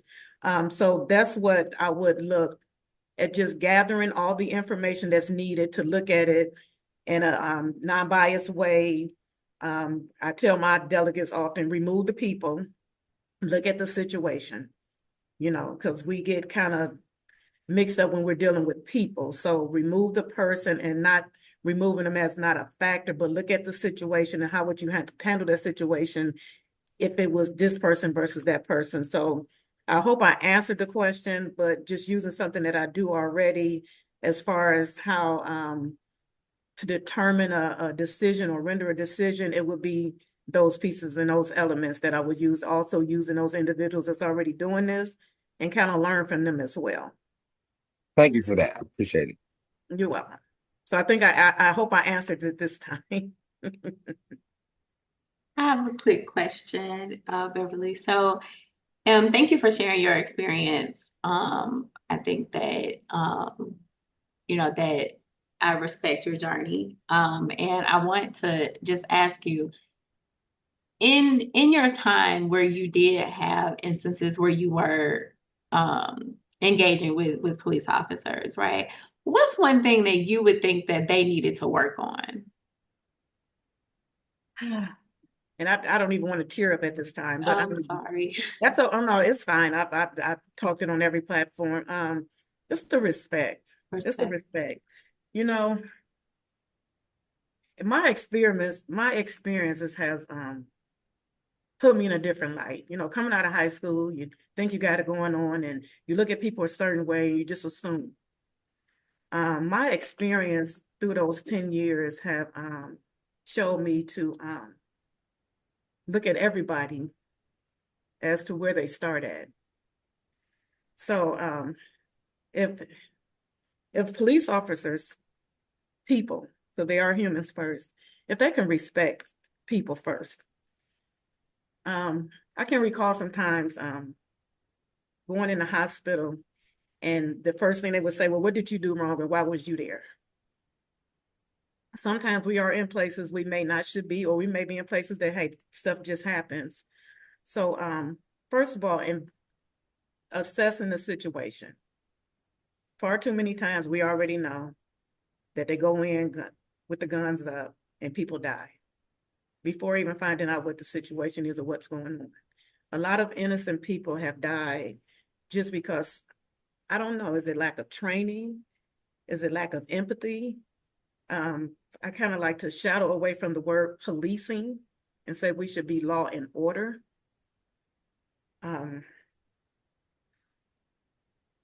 So you got to respect people. You got to understand that this is also a human being that want to go home to their families and not putting their line. I know police officers put their lives in the line of danger every day, but there's training, there's equipment, there's a lot of things that can be used so that maybe they don't feel so as threatened by a community. But when they go in ready to just, take over, it makes the individual either get more aggressive. So calming the situation, I feel, would be best for everybody to possibly go home. So that's what I would have to say. It's the respect and understanding that people are human beings. And, people mess up, they make mistakes. But assessing the situation so that you can understand it better. I don't know where we got to a point where we just don't understand that people, they err.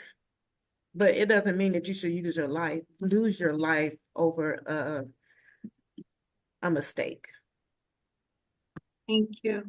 I want to note that one of the things that, really quickly, if I can take 2 minutes, that we are looking at the police department in terms of implementing is the SARA model, and it just in community policing. And so I want to say that you're spot on, right? So one of the things that that the first thing that they have to do is scan and then assess the situation, right? And so you're absolutely spot on. And so I just want to say that your experiences are validated, even if that wasn't the case, right? I just want to say that your experiences are validated, and it is something that has been a need for a long time in policing, and it is something that the city of Cleveland is actively implementing. So kudos to you. My last question just has to do with I know you said you went through the process before. Yes. Okay. And I think that it's, I'm sorry, go ahead. So I went through the interviewing process, Okay. but then we got down to 13 people, but then a few of us wasn't selected. Okay. I think it's great that you've come back. I think that it shows a level of, commitment that, that can't be rivaled. So my question is why? Why did you come back? Why did I come back? We don't always get chosen every time we step out to be involved in something. And I feel that if you're not just doing it for the time of day or in your life, this is what I want to add to, to the agenda, whatnot. If you're passionate about something and you want to be a part of something and you want to learn more about because we don't always get it right. And I'm the type of person that I want to be involved because I want to see change. I want to help make change. So it's not the soup of the day that, okay, someone did bring it to my attention and say, hey, I think you'll be great for this. And I said, you know what, let me read about it. Let me, looking more into it. And I said, okay. So it happened and it didn't happen. And I was just scrolling and I saw that some people was moving and some things wasn't going right. And then I say, maybe this is my opportunity again. So you grab onto opportunity when it comes to you. But if you want to be, and I have a mentoring group here at Tri-C, so I mentor young Black women, and I stand up for the Black Women and Brown Women Coalition as well. Because if we're not at the table, if we're not giving our experiences, if we're not giving our skills, our knowledge of certain things, then we can't ask for things to be changed. I mean, if we're not there, we can't expect and depend on somebody else to know what we need. So once again, I may be chosen, I may not be chosen, but it just seemed like the opportunity came back. It fell in my lap. I wasn't looking for it. I'm scrolling and I said, oh, wow. So I believe I can be a part of the change. I believe I can bring my experiences to the table, my passion, my emotions. So when you're trying to get something done, you don't give up the first time that you are not the selected candidate. So I'm just back here again and, going at it again. And I learn something every time I, sit down in front of one of these interviews. You just learn a little bit more. And you decide, and then sometimes everything ain't right for people. They may think they should be there and find out not, but you smiling, Commissioner. But it's like, ooh. Yeah, I have another agenda coming up in next year, and I just keep asking myself, I've been here at Tri-C for 27 years now, but I'm kind of outgrowing what I do in the registrar's office, but I love what I do in the leadership role as my union delegate. And so you just if we stop trying, where would we be? If we stop trying, and I do want to speak as Black folk. If we stop trying, where would we be 10, 15 years from now? So we need people to want to be involved. So I'm just, I need to be involved in something. Thank you. This union delegate position that you hold, very interesting. So how do you feel about police unions and their involvement in the reform process? So I've been with SEIU since I've been here at Tri-C, that's 27 years, but in a full-time capacity, I've been in my leadership role since 2016. And I used to, it was a couple of times I saw on TV with the police union speaking, and I went back to the person that was more knowledgeable about what we were doing and saying, wait a minute, I'm not agreeing with that, but they're union. And the union, is for the right thing always. So I have mixed emotions about the police union. I'm learning more and I'm understanding more, but all things ain't right. And I'm understanding more about that and why, because I am union, I am a labor mover. I am definitely labor. But I don't know enough yet to understand why those conversations are being had, why when I look at the TV screen, I speak up for my members all day, but when you're wrong, you're wrong. Now I got to represent you, but if you're wrong, you're wrong. And most likely, if you're wrong, you're going to be faulted for being wrong. But too many times it's not right. And I don't know. I can't answer that question completely because I'm still trying to understand it. Sure. Mm-hmm. That was a great answer. So thank you. So in the city, there's a number of different oversight bodies and mechanisms that all work together to get hopefully to a great resolution. One of those is the federal consent decree that's currently in existence. And one of them is Charter Section 115 that was voted on by the voters as issue 24. And I'm just wondering what your thought process is about how those two things work together. I'm not familiar with them. There's some research or some reading that maybe I need to do. And I can't speak on it because I'm not familiar with it. Just simple as that. Fair enough. Thank you.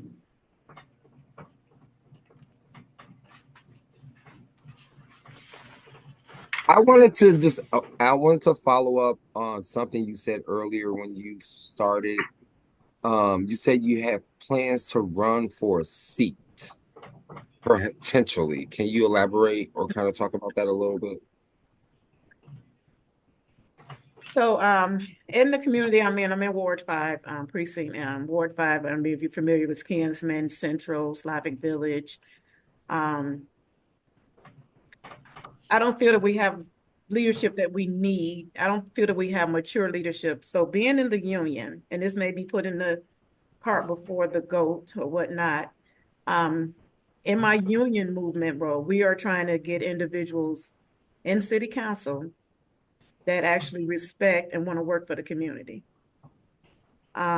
We feel that maybe some city council people have been there longer than their stay and that they have become disconnected with what is needed in the community.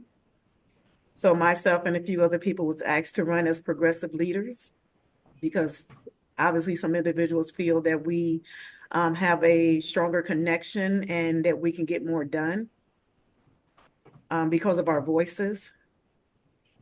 So right now, we all know that we're going to lose 2 of our wards. We're going to go down from 17 to 15. So I'm not sure what ward I will have or what ward I will be running in because we're waiting on the maps. We're waiting on the maps to be, they even asked the president recently at a meeting, when are we going to get the maps? Because we need to start doing the work that we say that we want to do to move forward. So I 27 years here at the college. I planned on retiring from Tri-C, but I think more is needed in our communities. I actually live and work in Ward 5. I'm at the Metro campus. I live on Quincy. I've had a home there for 19 years now. And I don't feel that I'm being seen or heard as a homeowner. That when they put that property up, now we're starting to sink a little bit. And nobody is fighting for the homeowners in our area. Not that I wouldn't fight for everybody, but the homeowners we're drowning right now. We're drowning and is afraid that we may lose our homes in the next 3 or 4 years because the property taxes and the insurance has gone so high. So working with the housing alliances, and went to the workshop just this Saturday with Chantel Brown to find out and nothing is there for a homeowner that has a job. You have to either be delinquent or you have to make $30,000 or $40,000 a year for any help in the city of Cleveland. And I'm frustrated. I'm tired of it. And I'm tired of not being there to speak up for people like myself. I sit on a board, I sit on a CDC, and I ask the questions there. We say we got all this help and we're doing all this. I'm here. I'm asking for the help, but I'm not getting it. And I've been paying taxes for 19 years. Well, not 19 years, so we get a tax abatement. But I'm a taxpayer. Every time Tri-C levies go up, there's a school levy finna be voted on. I'm the one that's hit in the pocket. But when I go seek for assistance or help to get a garage built because my ground is sinking, I can't get it because I make $1 more than what's required as an income guideline. So I feel that I would have a stronger voice if the community would see me. I just feel that I can help our community better. So I was gonna ask about that as well, and you know, this is something that we can talk more about, or if there's follow-up needed or necessary, we can certainly address it. But just to make sure that you know that, you know, if you were to take another office in Cleveland, that there creates conflict with both serving on this commission while also you know, serving in another capacity, right? So that would be a potential conflict that you know, again, we'd have to look more into as to whether or not you would even be able to hold both positions. Correct. And I kind of, and I kind of figured that because of it's something I plan on doing. We don't know yet. It is out there and I'm working on that. So I'm just being involved in any shape, form, or fashion, and do understand that there at some point in time, if there's conflict here at Tri-C with, you know, so I do understand that part, and thanks for mentioning that. Gotcha. Okay.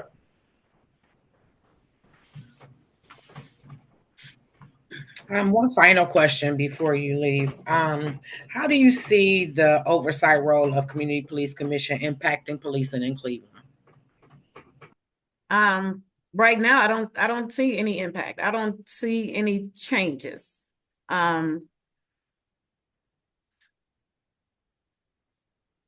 Just now with the young people or the people taking over the streets, and so I don't know where this organization here, how much impact would it have, or how much intake, or how much, I don't see where the work is being done. I just don't, and I may not know enough or seen enough, but I don't see anything from where I sit. I don't see any changes. I'm not going to say I'm afraid to walk down my street, because I'm not. We have a pretty quiet street. We have the projects on one end, and then we have Quincy on the other end. But as a whole, the community, and when I watch the news, I don't see the CPC. I'm not sure if we're supposed to be out there on the forefront, or we're in the back processing and creating policy. But I didn't even know anything about a CPC until someone brought it to my attention a few years ago. So I'm not sure how much visuality this organization is supposed to have. How do we even find out what this organization is actually doing, other than pulling up the website and finding out, you know, what it's all about?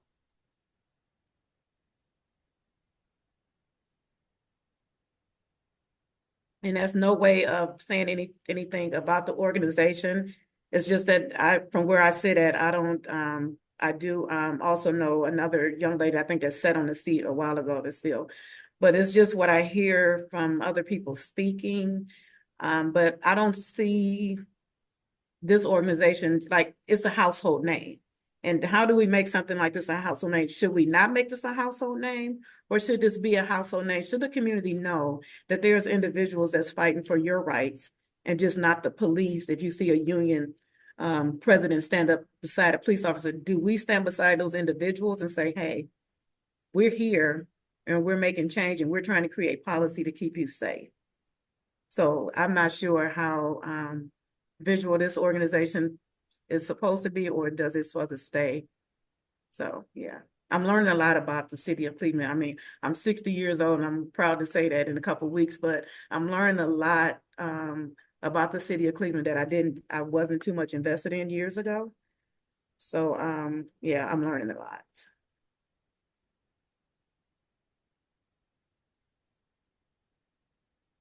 Okay, no, thank you. Well, happy early birthday, and you do not look 60. That's great. Actually, my birthday is November 5th, and we know what day I'm the that is. 9th.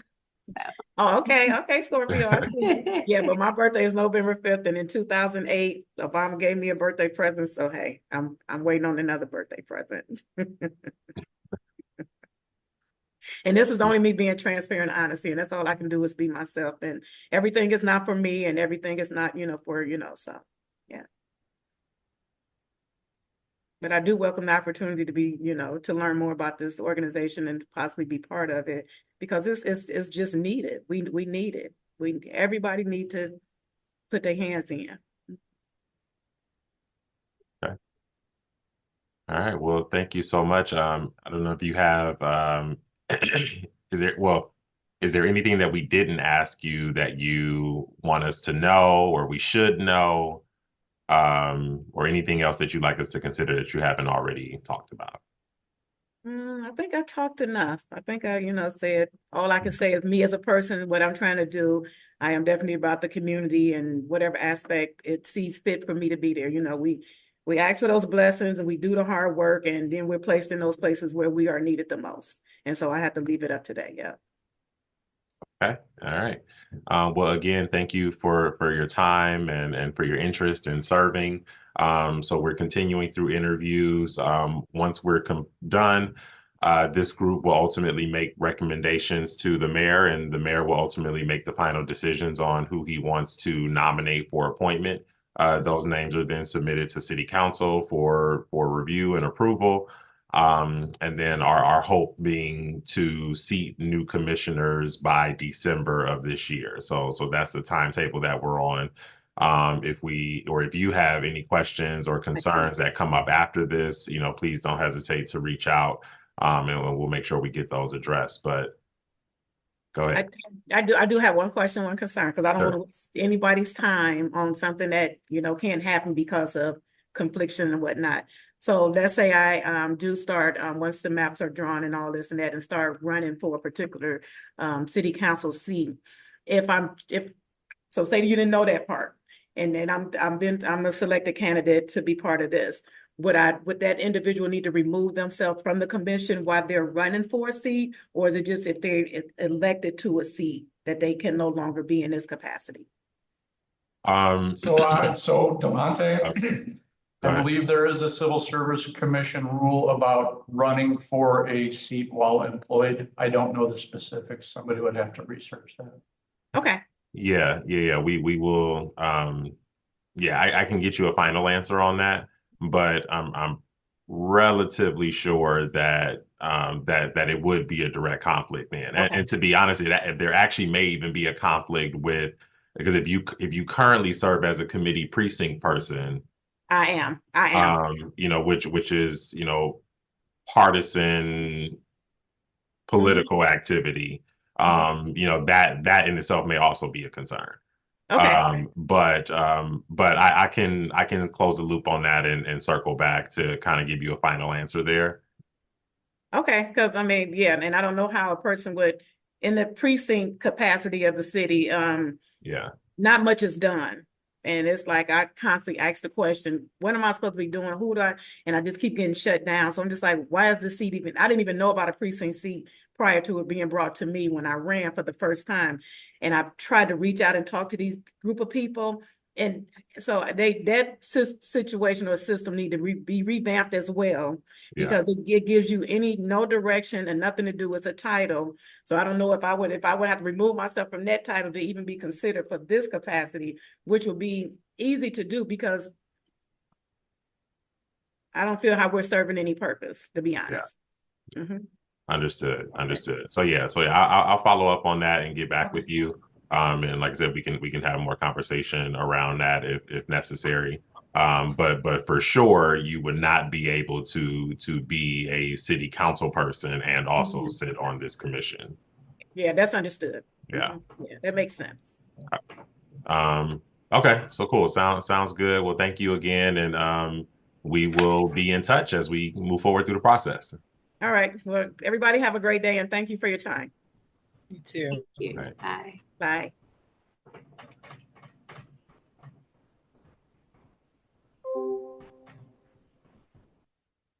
Ooh, I almost hit end on my end.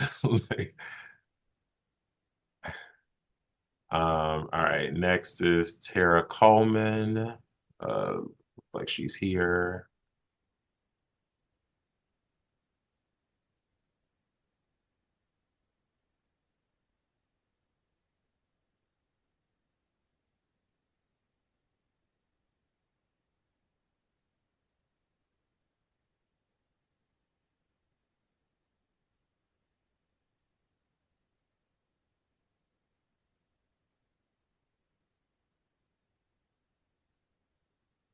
Good morning. Good morning. How are you? Good. Good. Well, thank you for taking the time to meet with us and for your interest in serving on the Community Police Commission. Just by way of introductions, Delonte Spencer Thomas, Chief Ethics Officer for the city, and Mayor Bibb has tasked me with helping to oversee the selection process for the upcoming 9 vacant seats to the commission. And so before we get started, I'll have each of my co-panelists introduce themselves, and then we'll jump in. But also, again, another full disclosure, to the group. Tera and I do also know each other, as attorneys in the city, and through the Bar Association and a number of other things. So just want to make sure that's out there. But yeah, I'll turn it over to the panelists. Thank you. Hi, my name is Chris Weiland. I'm currently an assistant director in the Department of Public Safety here with the City of Cleveland. Good morning, Dr. Lee Anderson, Executive Director for the Police Accountability Team. Hi, I'm John Adams. I am one of the current co-chairs for the commission. Good morning, Latanya Goldsby, President of Black Lives Matter Cleveland, Citizens for a Safer Cleveland, and directly impacted family member. All right. So Tera, why don't you tell us a little bit about yourself, and then more specifically, why you're interested in serving on the commission? So I'm an attorney at Baker Hostetler in litigation. I do white-collar criminal defense and commercial civil litigation. However, outside of that core practice area, I spend my pro bono time and skills as an attorney working mostly on 1983 actions in federal court pro bono. So that is the federal statute that allows citizens to file civil suits for a violation of their civil rights, and those usually are in the context of excessive force. And so that has been the way currently that I can use my skills, talents to move forward what I would consider in some ways just holding our police reforming efforts accountable. And I'm specifically interested in this opportunity because I see this as a way to use my skills more so in a more concerted effort to move that forward, opposed to just taking on those pro bono cases. I care about this community. I care about what is going on with respect to community and police relations and race relations. And I feel like I have skills that can actually add value to a commission like this.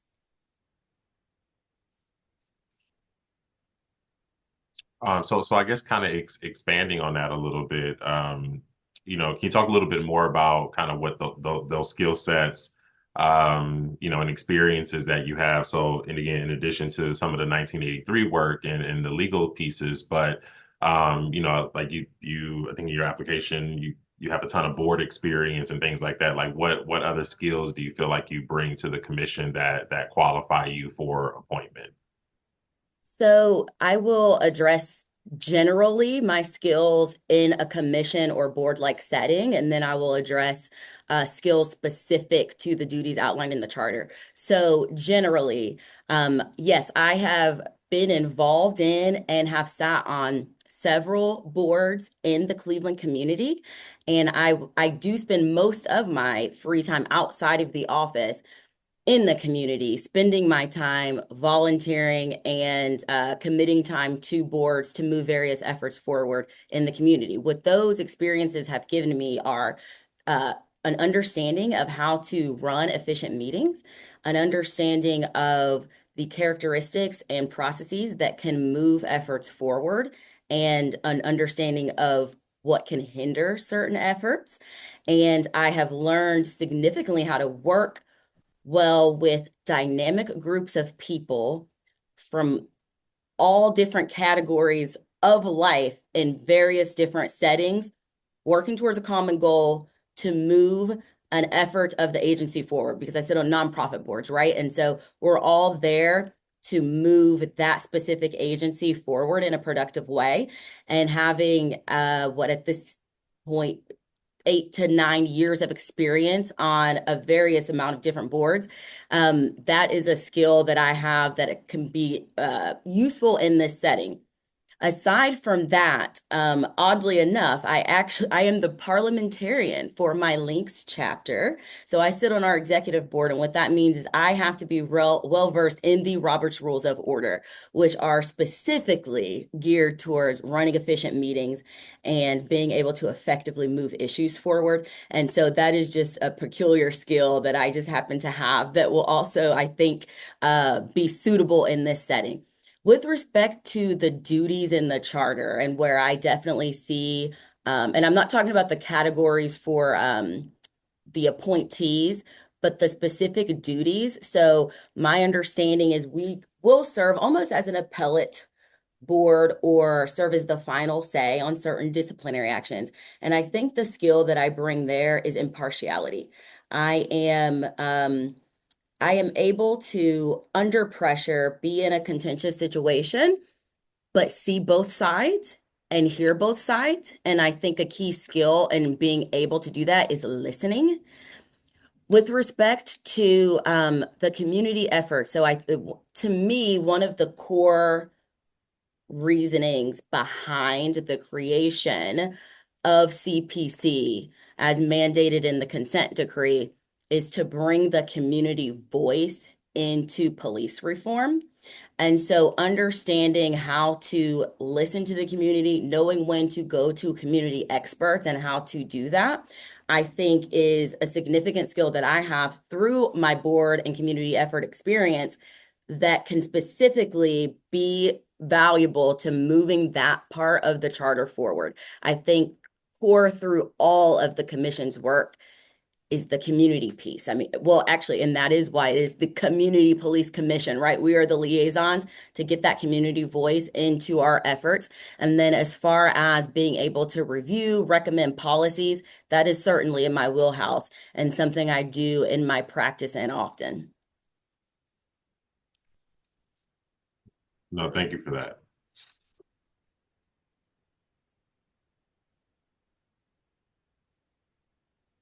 I have a quick question. So what do you have a lot of varied experience. That's great considering all of the things that you do like day to day, right? So much respect there.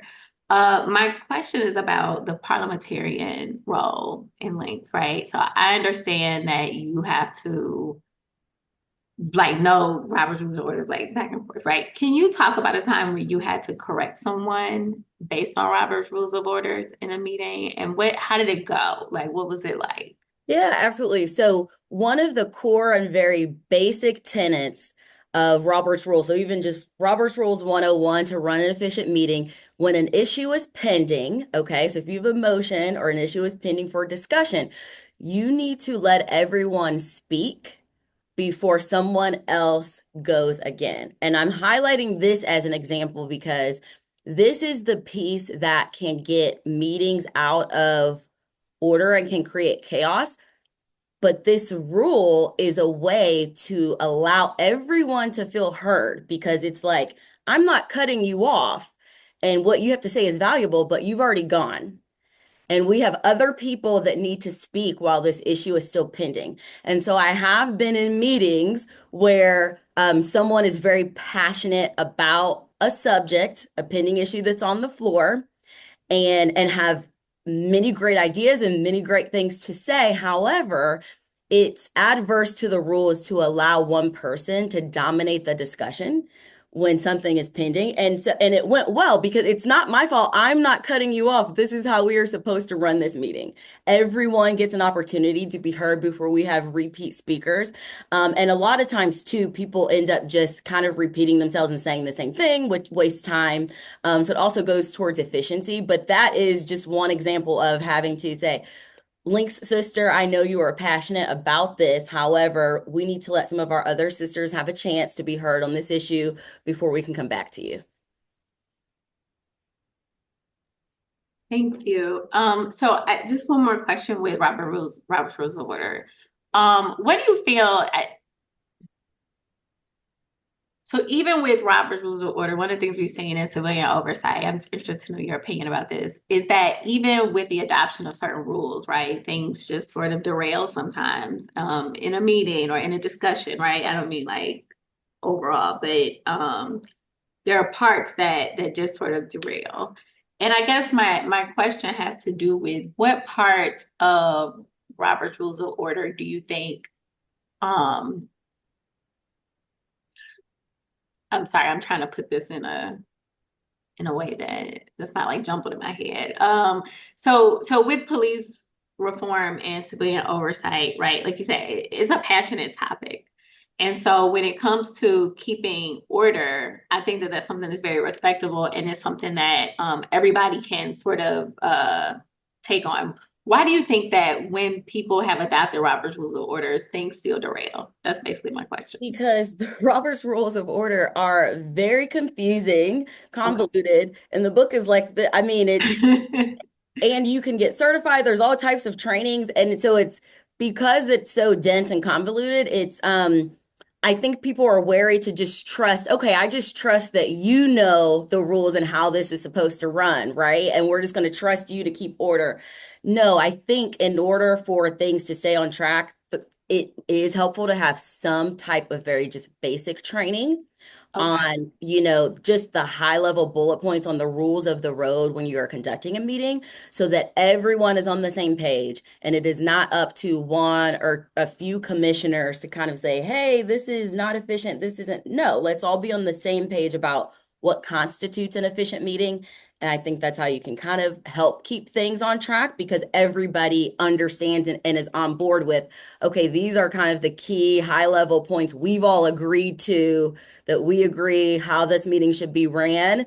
And then we can just hold each other accountable in that way when we do get passionate about something, right? It's just like, hey, let's remember how we opened this meeting up with these high level points of how we're going to conduct ourselves. So there's no personal attacks, just rely on what we've all agreed on. Mm-hmm. Thank you. So just a quick follow-up, and I hate to dig into Robert's Rules of Order because you are right. But a lot of organizations develop their own rules of procedure. They adopt Robert's rules as a baseline, but they have their own individualized rule needs. And I think in this particular case, the CPC has done some of that. Are you aware of any other current conflicts with General Roberts rules at all, or have you seen any of that yet? So I have briefly or cursory reviewed the CPC's current manual of procedures. And so the organization's documents, bylaws and procedures always come first, right? And that's usually how Robert's Rules of Order are adopted within an organization's documents, is that will always come second. And so I have personally have not identified any conflicts, but to me, it doesn't matter because the CPC manual of procedure will always trump in the instance of a conflict. That makes it. That's my understanding of how that works. So conflicts within the CPC manual and Robert's rules should not be an issue. And then I appreciate that. That's exactly what I would have thought. My actual question went completely outside of Robert's rules, more to your past experience. There's a possibility that being a member of the defense bar and plaintiff's attorney in 1983 actions, that your past experience seeing police misconduct at such a high level may bias you in general towards law enforcement as the profession. So talk to us a little bit about how you plan to maintain your objectivity when we're doing things like reviewing discipline and policy and training. Well, the key to being able to manage inherent biases in yourself is being able to recognize them. Well, actually, first, understanding and knowing that you do have them, right? Some people deny that they have biases. So recognizing that you have biases and understanding how to recognize when it could be coming up in a particular situation. And so that could be very simple as understanding, for instance, I am very passionate about mental health. And so when issues arise where a victim or someone involved clearly has mental health issues, that's a key to me. Like, Tara, this could be an area where you're going to be biased. Make sure you're paying extra attention, that you're not overly, giving sympathy or compassion to a certain individual. You have to look at the facts. And at the end of the day, I'm an attorney. The facts are the facts are the facts, and which is another way to check your own bias. But to that, I would just say, I am aware that every individual is biased in some way and has inherent biases, but I am also very much aware of how those can play into certain situations and how important and significant it is to recognize them. Another point on that, not only to recognize them in yourself, but to be open, okay, when others recognize that you're being biased. That's another way you can kind of check that and navigate biases, is when you are open to allowing others to point them out for you in instances when you're not aware. Thank you. Appreciate that.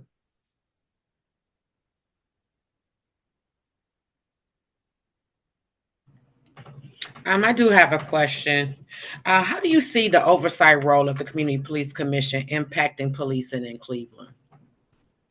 I see it impacting policing in Cleveland in many different ways if we can actually get the CPC up and going to a point where it is making policy recommendations that can impact more of the day-to-day of policing.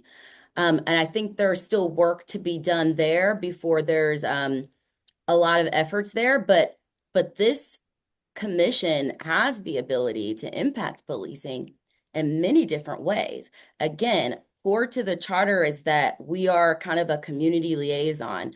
If we can bring that community voice into policies and recommendations in a way that makes the police force feel that we are a transparent, open, objective, fair commission, and make the community feel that way as well and trust us, then we can build trust among both sides, which to me is the core of kind of changing and improving policing generally is distrust on both sides. I mean, the police are in fear for their lives. They're trained to be wary of certain situations, and we all know history. I won't even take current events.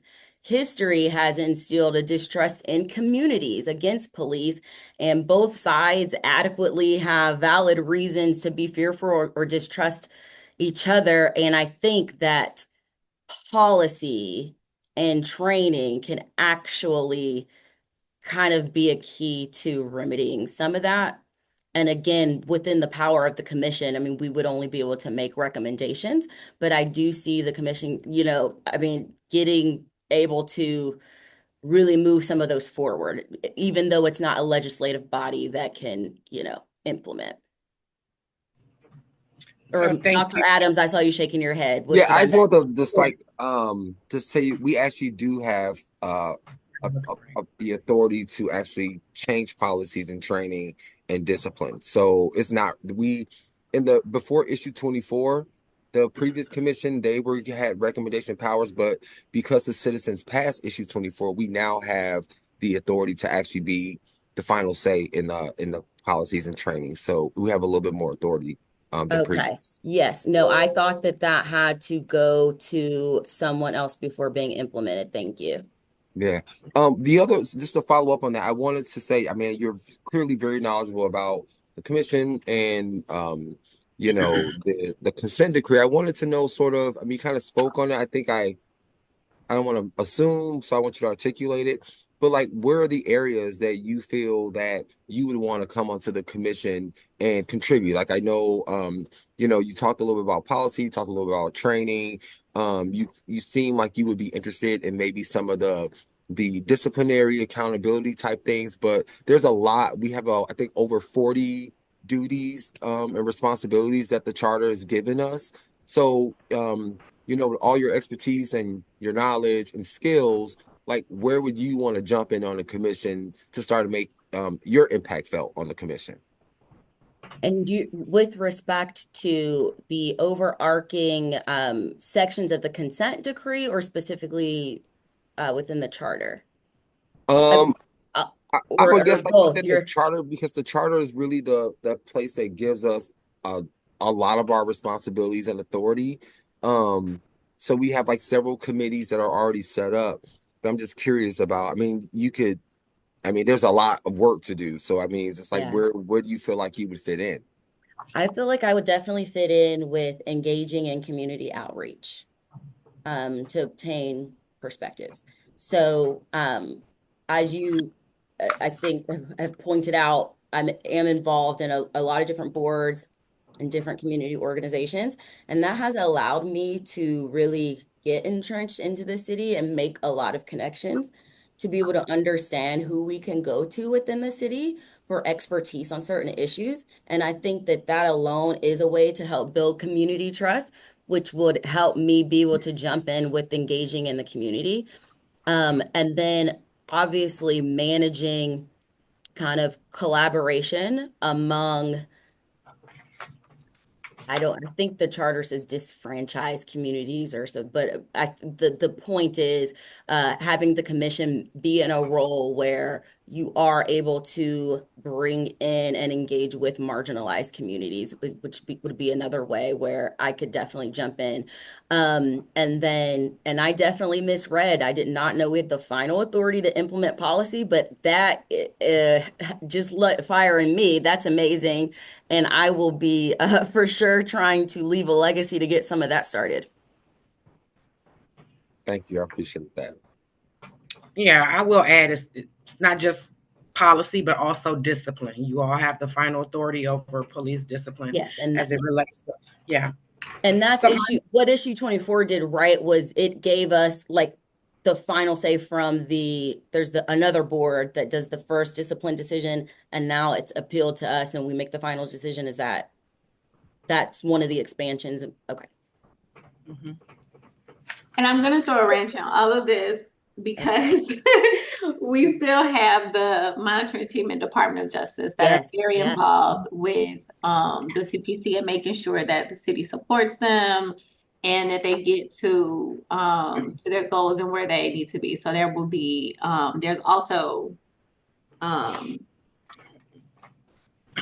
right in that there are additional levels for A approval. lot of partners to work with. That have to go through the monitoring DOJ and then Judge Oliver, but handed up through the CPC. So it's a lot, but I think that your preparation speaks a lot to your commitment to the work. So Thank you. thank you. Yeah, I just want to chime in. Do with the work and your history as an attorney, and the relationships that has been built throughout the community. We know that attorneys and police officers work cohesively together. Given that this commission is an independent body, can you tell me what's your understanding of this commission being independent and setting up policies and things like that and decision making?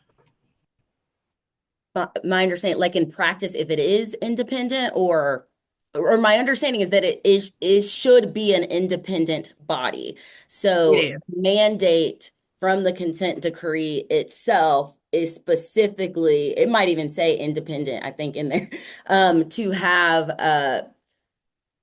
well, unbiased is not the correct word here, but uninvolved members of the community coming in from the outside who have various connections to specific categories of people in our community, so that there are varying perspectives and varying experiences on the commission. But yes, that all of those individuals should come in as to create this separate and distinct independent body, again, with the goal to have transparency and trust from the community and from the people we have final say over on certain instances. So yes, I definitely understand the significance of the impartiality piece, because that actually goes to the core, I think, of why the consent decree created CPC.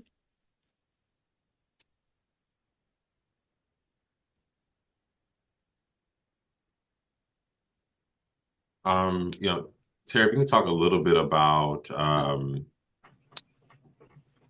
how, if selected, how will you balance, serving on the commission? It can be a big time commitment. So you can talk a little bit about kind of what that might look like, or how you might navigate being involved in this space and balancing work and other responsibilities.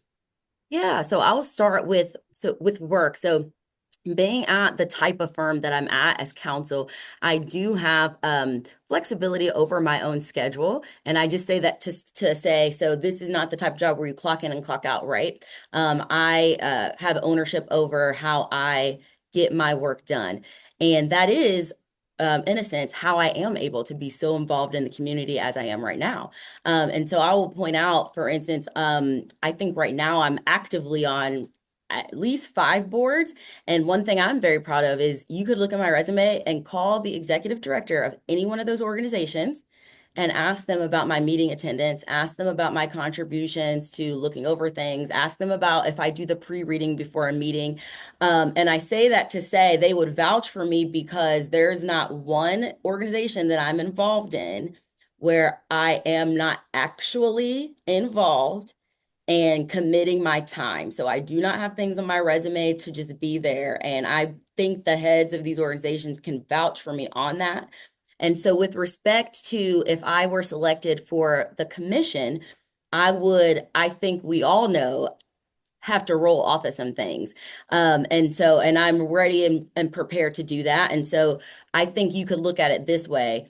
You see, I could see that the CPC time could equal, let's just say, maybe 3 boards. That's time I'm already spending on my own outside of work on these things, right? So I could, roll off of that to replace with this, because I start looking into what has to be done, and it's low key a part-time job. It could be, could be, but I think that is why there needs to be at least 13. There is staff that is it is their job full time.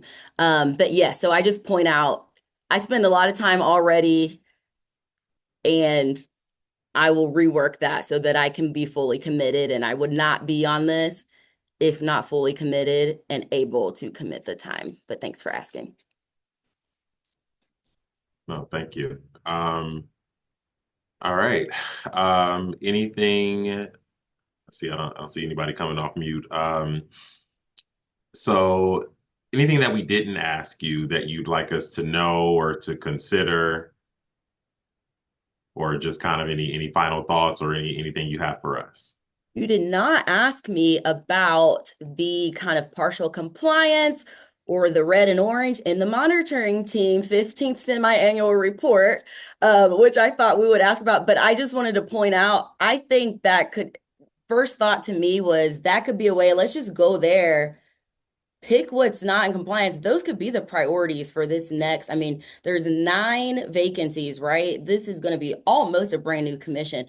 I mean, let's just start where the work needs to be done, and it's identified right there for you where the work needs to be done. So I just thought that was eye-opening. I had not read through those reports until this process, and I thought, well, here it is. The priorities are right here.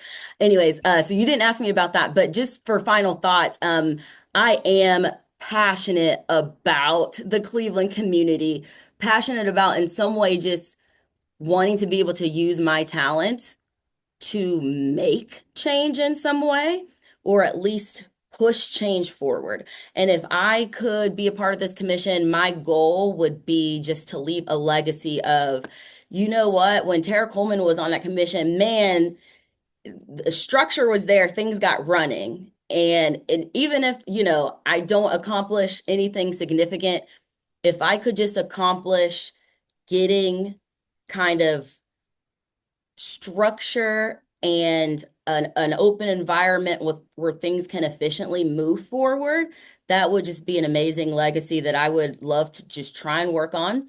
And I do not say that in a way to be at all offensive to the current commissioners at all. The only reason I bring that up is because, to me, I see that there are so many things that we could be doing and that I know the commissioners want to do. And so we got to figure out what the holdup is and fix it. Right. No, much appreciated. Very, very well stated. I'm sure Dr. Anderson appreciate your knee-jerk reaction to get to do consent decree work. Yes. And I'd like to state that CPC went up this category, and thank you for reading the report. I think that's awesome. That made my day.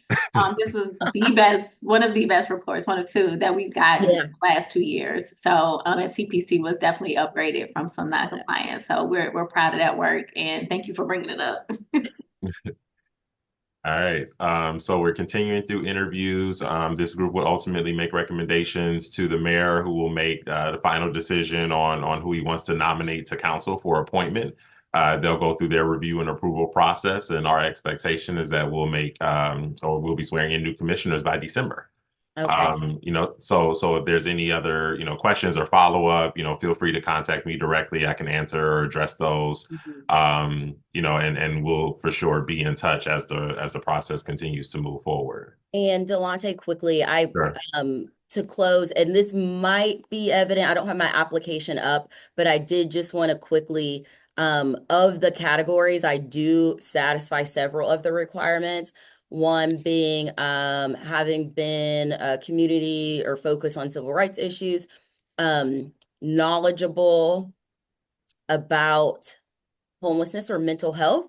And for that bullet point in the charter, my particular experience is with mental illness and substance abuse disorders. And so you'll see I've been working with Recovery Resources, one of the premier entities here, geared towards recovery and mental illness. I've been working on that for 10 years. And then my personal experience with family members, and also with family members have also been impacted by police violence. And then there's attorney on the list. And so I think those are the 4 that I have.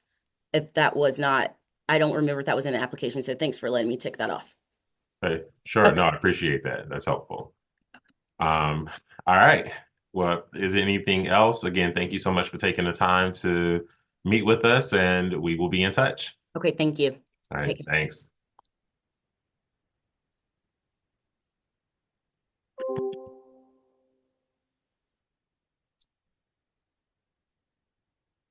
All right. Last one. Well, for the morning anyway. We will get in here. Right, go ahead and take that sip. All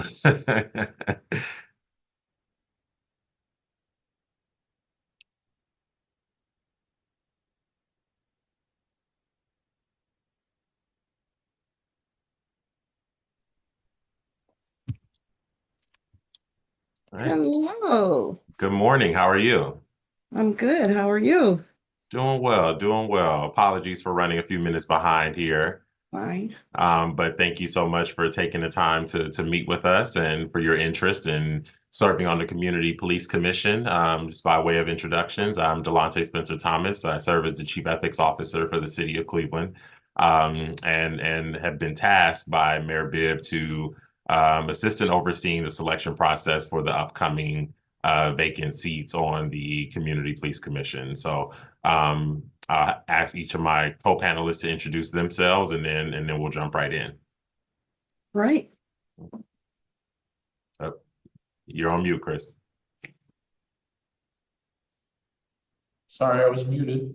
I'm Chris Violent. I'm currently an assistant director here in the Department of Public Safety in the city of Cleveland.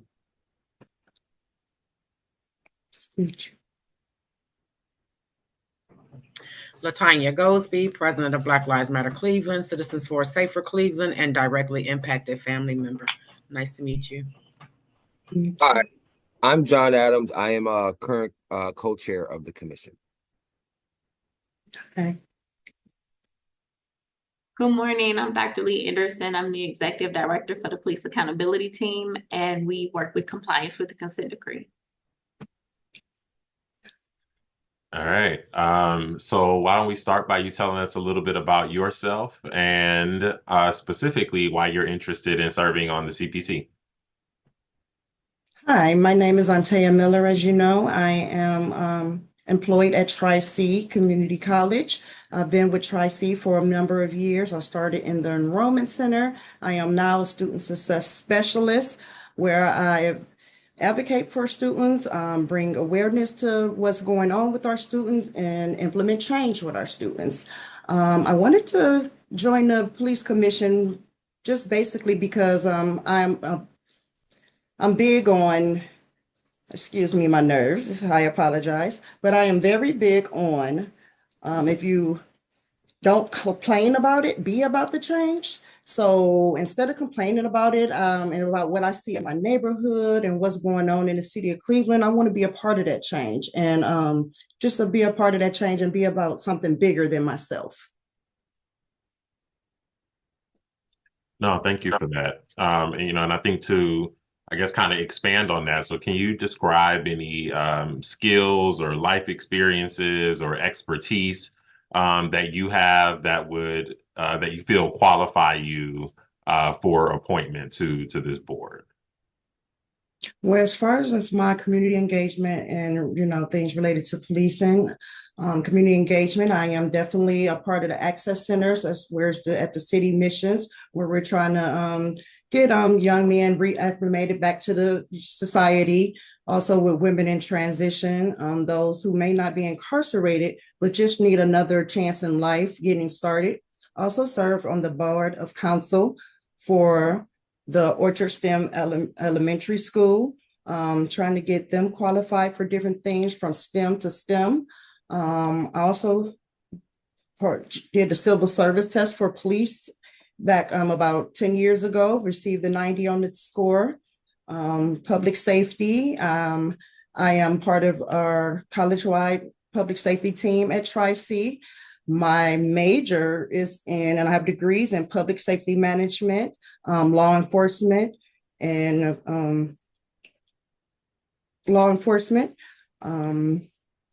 and I believe in, like I said, see something, say something. So basically, I am a mandated reporter at Tri-C. So also in my neighborhood, I feel composed to when I see something that needs to be addressed or that's not right to say something. I also did coaching for the past 15 years on different levels, from Muni to Pop Warner to traveling team, high school, middle school. And in that coaching journey, I was able to mentor students and keep them on the right track and just be that person to advocate for them and just be there for them. I would love to serve on the committee again because of what our city has been going through. We need just regular, yes, I believe I was a little thrown off seeing the attorney before me, but we need some common folks on that board, those that can bring different perspectives within the community. Thank you. Thank you. So Ms. Miller, can you please tell me, what is your understanding of the consent decree and Charter 115?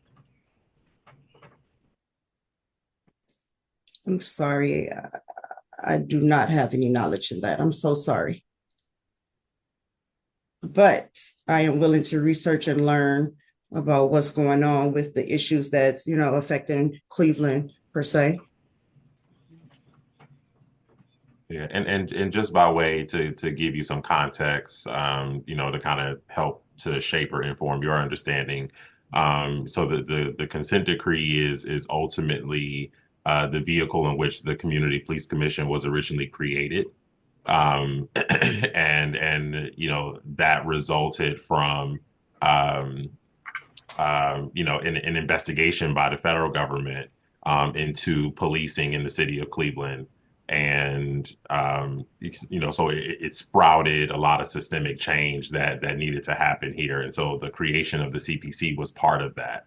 And then moving forward, community came together to put an issue on the ballot, which ultimately passed and was codified into the city's charter, which now gives the CPC additional authority to be able to serve, to be able to oversee or otherwise bring community input to policing.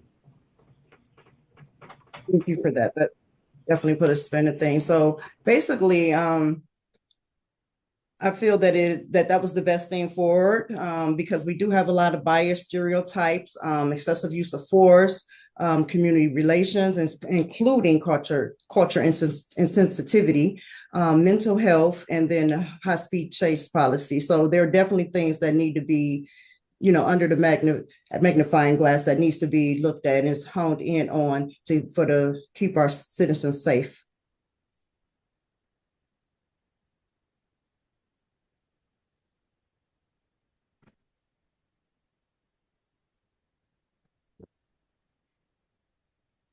So one of the things that the commission is going to be tasked with doing is reviewing the discipline of law enforcement officers. And so there will be a review of the personal information of both the people who are alleging misconduct as well as the officers themselves. Talk to us a little bit about how you have and plan on dealing with sensitivity of this information and the confidentiality of the information. Well, first off, that definitely it's about building trust within the community, but within our group as well, with the commission group. So basically,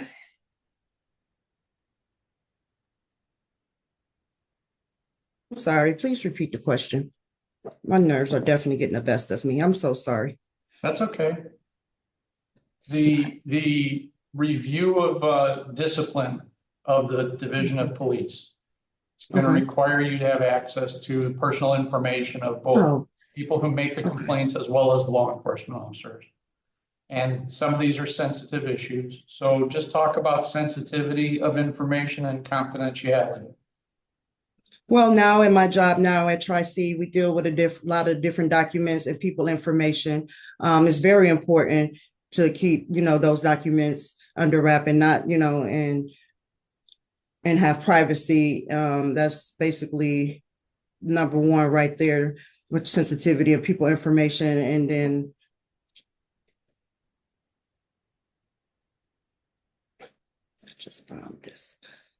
So it's definitely important. I've been doing it for the past over 20 years at Tri-C, maintaining people records. So it's important because once we have that privacy, you know, and that reformed, then the public can trust us, the community can trust us.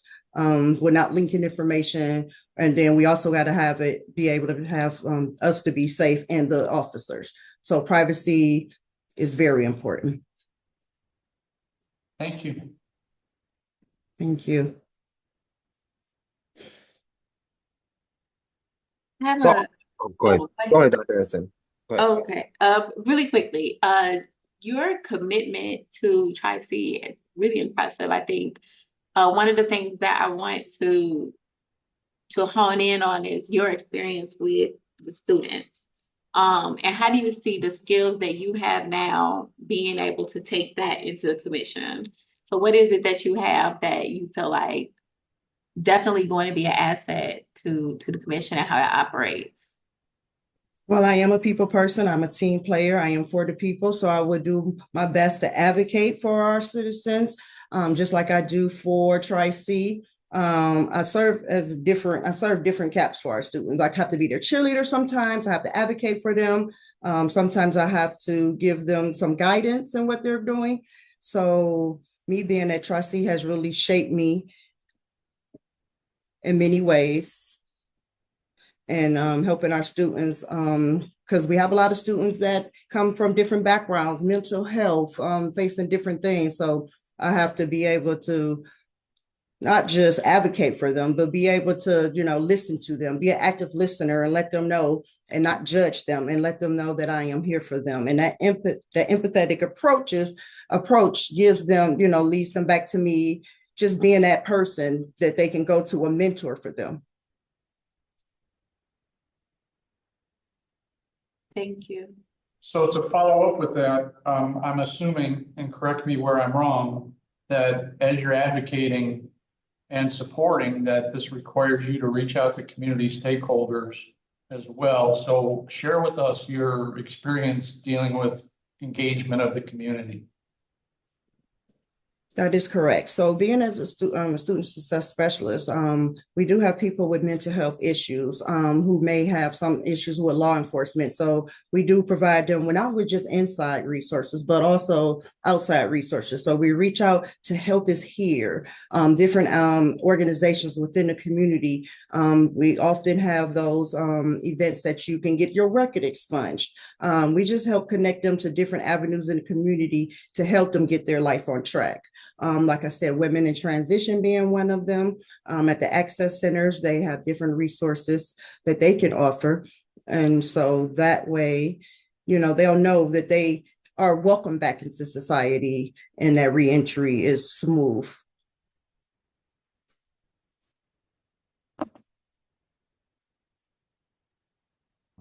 I'll go, Ms. Miller. So the work of the commissioning is beyond advocacy, right? So I get the sense that you're a very strong community advocate, and that's something that you're passionate about.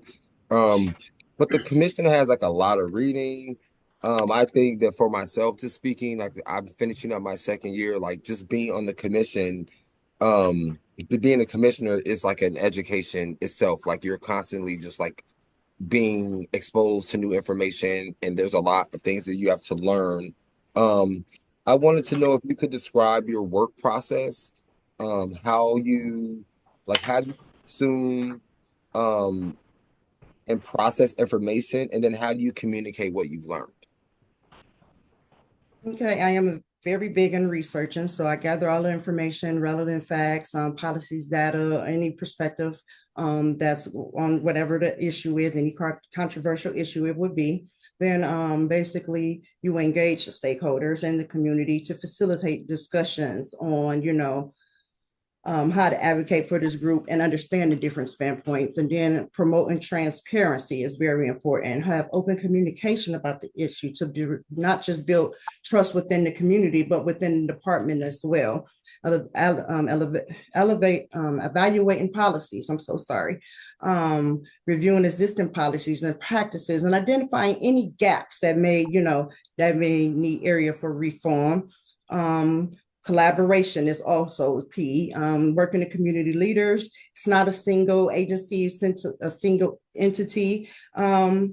Job basically is something we all have to go and address the root issue of the root issues of the cause, and then implementing some type of training to provide training to say what's irrelevant, emphasizing the community engagement, bias awareness.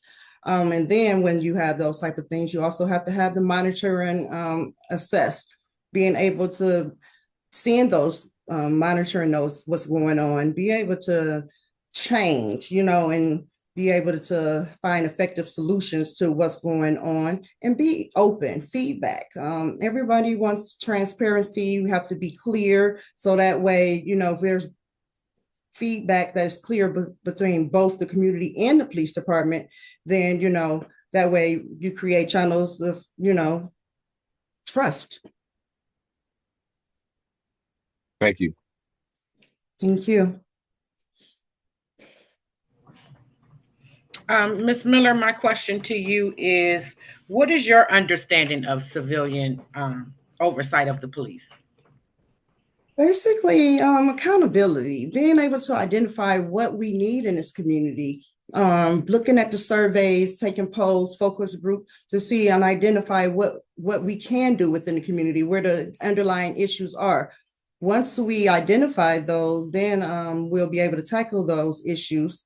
And we need everyone's engagement, the public, having them have, a say so on what's moving forward.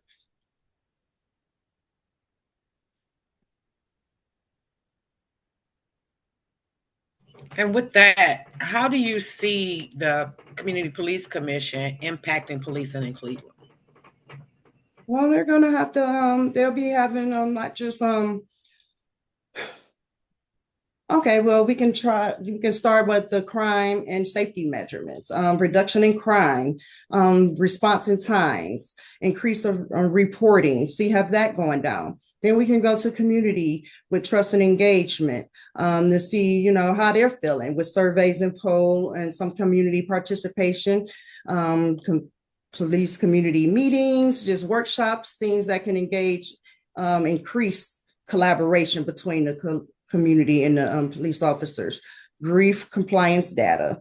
They can look at that and see if any complaints have been, has decreased from the police as far as misconduct or, anything of that sort.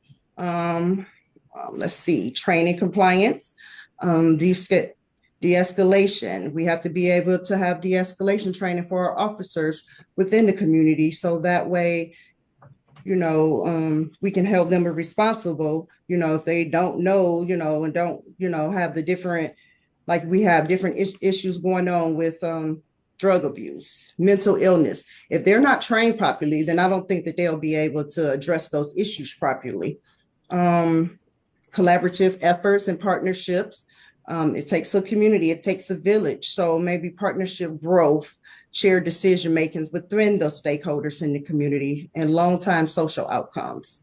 With that being improved community well-being, education, and reduce social equality. Okay, and how will you balance the work of the commission with your daily activities? Right now, because both of my children are grown now and I have less time, as far as I am receiving my master's, because I did have to start over. But my time commitment as far as in the community is nearly not what it used to be. So I'll definitely be able to balance this because I'm passionate about it. I want to see change. My daughter is 22 years old, and the things that she's seen before she graduated, or the amount of classmates that she buried, it's just horrible. So I definitely would make change. I mean, would make time commitment for things that I believe in and that I feel strongly about. I have no doubt in that. I serve on many committees now, and I provide balance with all of them. Even with working, I prioritize my work as far as deadlines and, urgency. So on the committees and the groups that you've been a part of, often, and especially with the CPC, you have a lot of really well-intentioned, passionate people who have strong opinions driving the bus to get to the same direction, but they don't often agree how to get there. Talk to us a little bit about how you deal with disagreements, strong disagreements amongst a group of people trying to do the same thing. Well, first off, I am a team player and I have to realize that this is bigger than me.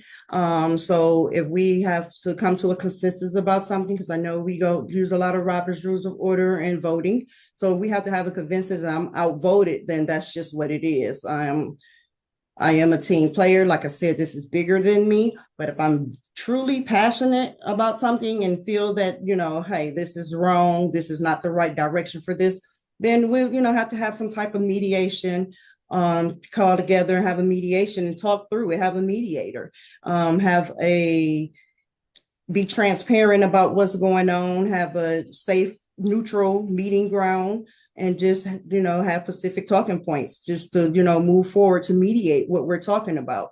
But as far as if I'm having a disagreement, to go to social media or to badmouth anyone, that's not my character. If I was outvoted, I was outvoted. But again, if I felt really strongly about something and passionate, then I will definitely go about it the right way, as far as mediation, to see if we can discuss more and come and see, hear each other's point of view more. And maybe even provide some data that they may have missed or may just wasn't aware of on the topic, and just bring strong points to support of what I'm trying to, portray.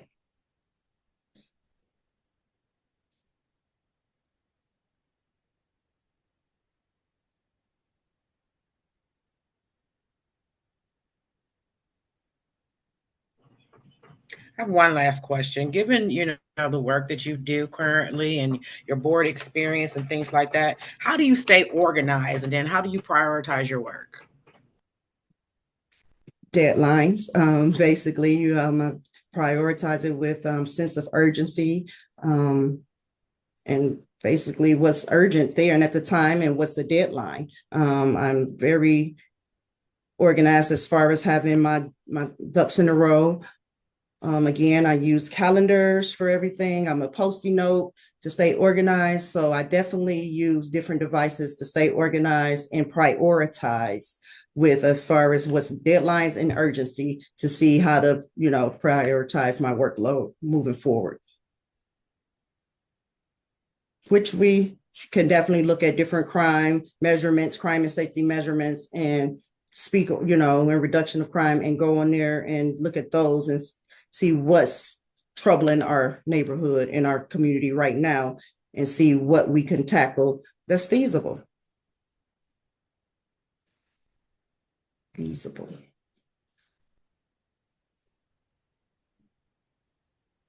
I'll jump back in here with another question. Can you talk to us, I guess, a little bit more about, kind of how you navigate difficult situations, right? So like if you've been in, conflict, whether it's been at work or in a, community, board or advocacy space that you might have been in. Talk to us a little bit about how you navigated dealing with conflicts. How do you ensure that you're hearing other points of view, but then also creating space for you to express your own points of view? Well, first it starts with active listening. We have to be able to be open and listen to others' perspectives, because their perspective and their journey is not my journey. Everyone comes from unique backgrounds and, come up with, and that shape their way of thinking. So being able to listen to everyone's perspective on where they're coming from.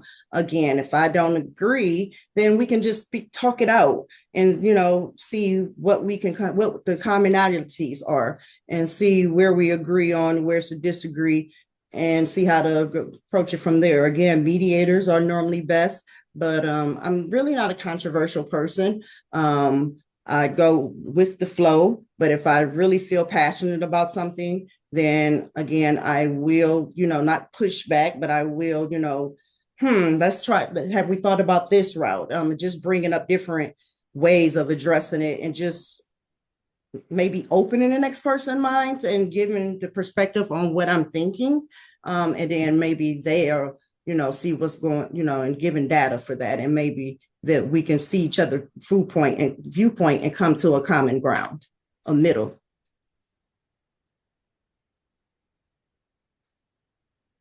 Because I know everyone on this commission, I'm sure we're all very passionate about the wellness and over-being of our community of Cleveland. I'm sure. Yep. Yeah. No, I'm sure some strong personalities. Absolutely. You just got to remember that we're all here for the same thing, and that's for the, for the community, for the safety of our community and the wholeness and the richness of our community coming together. We just have to all come back to why we're here, not for our ego, not to be wrong, not to be right, but what's right for the community.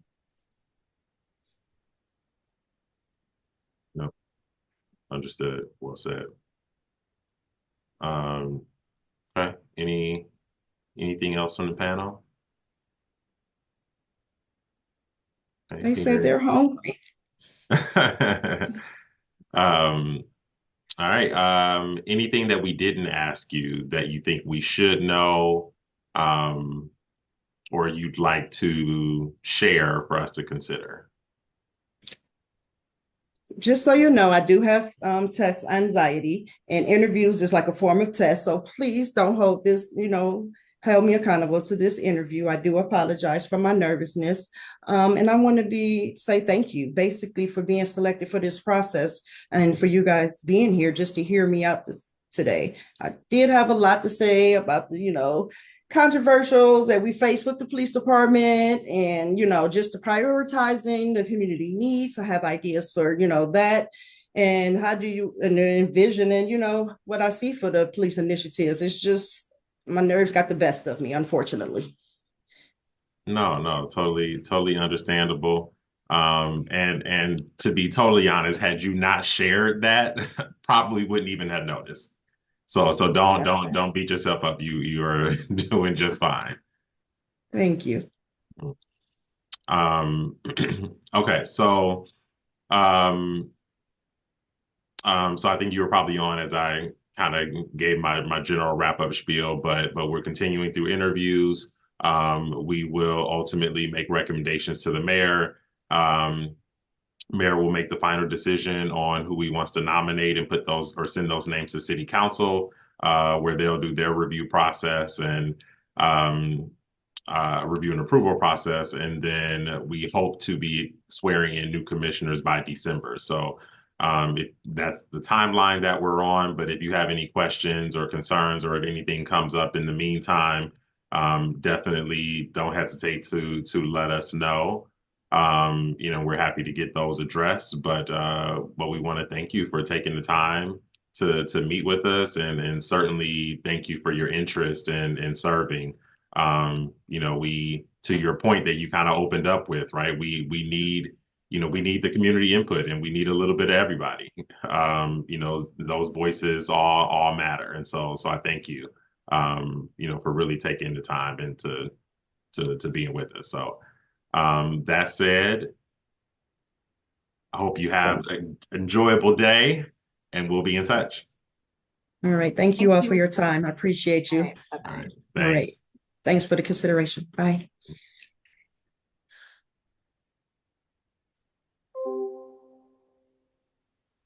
All right. Thank you. Lunchtime. So we will be back 2 o'clock, and we'll plan to wrap up we'll plan to wrap up then. And then after that, we can talk through kind of our next steps and kind of where we go from there. Sounds good. All right. I'll see you guys in a little bit. All right, thanks. All right. Good lunch.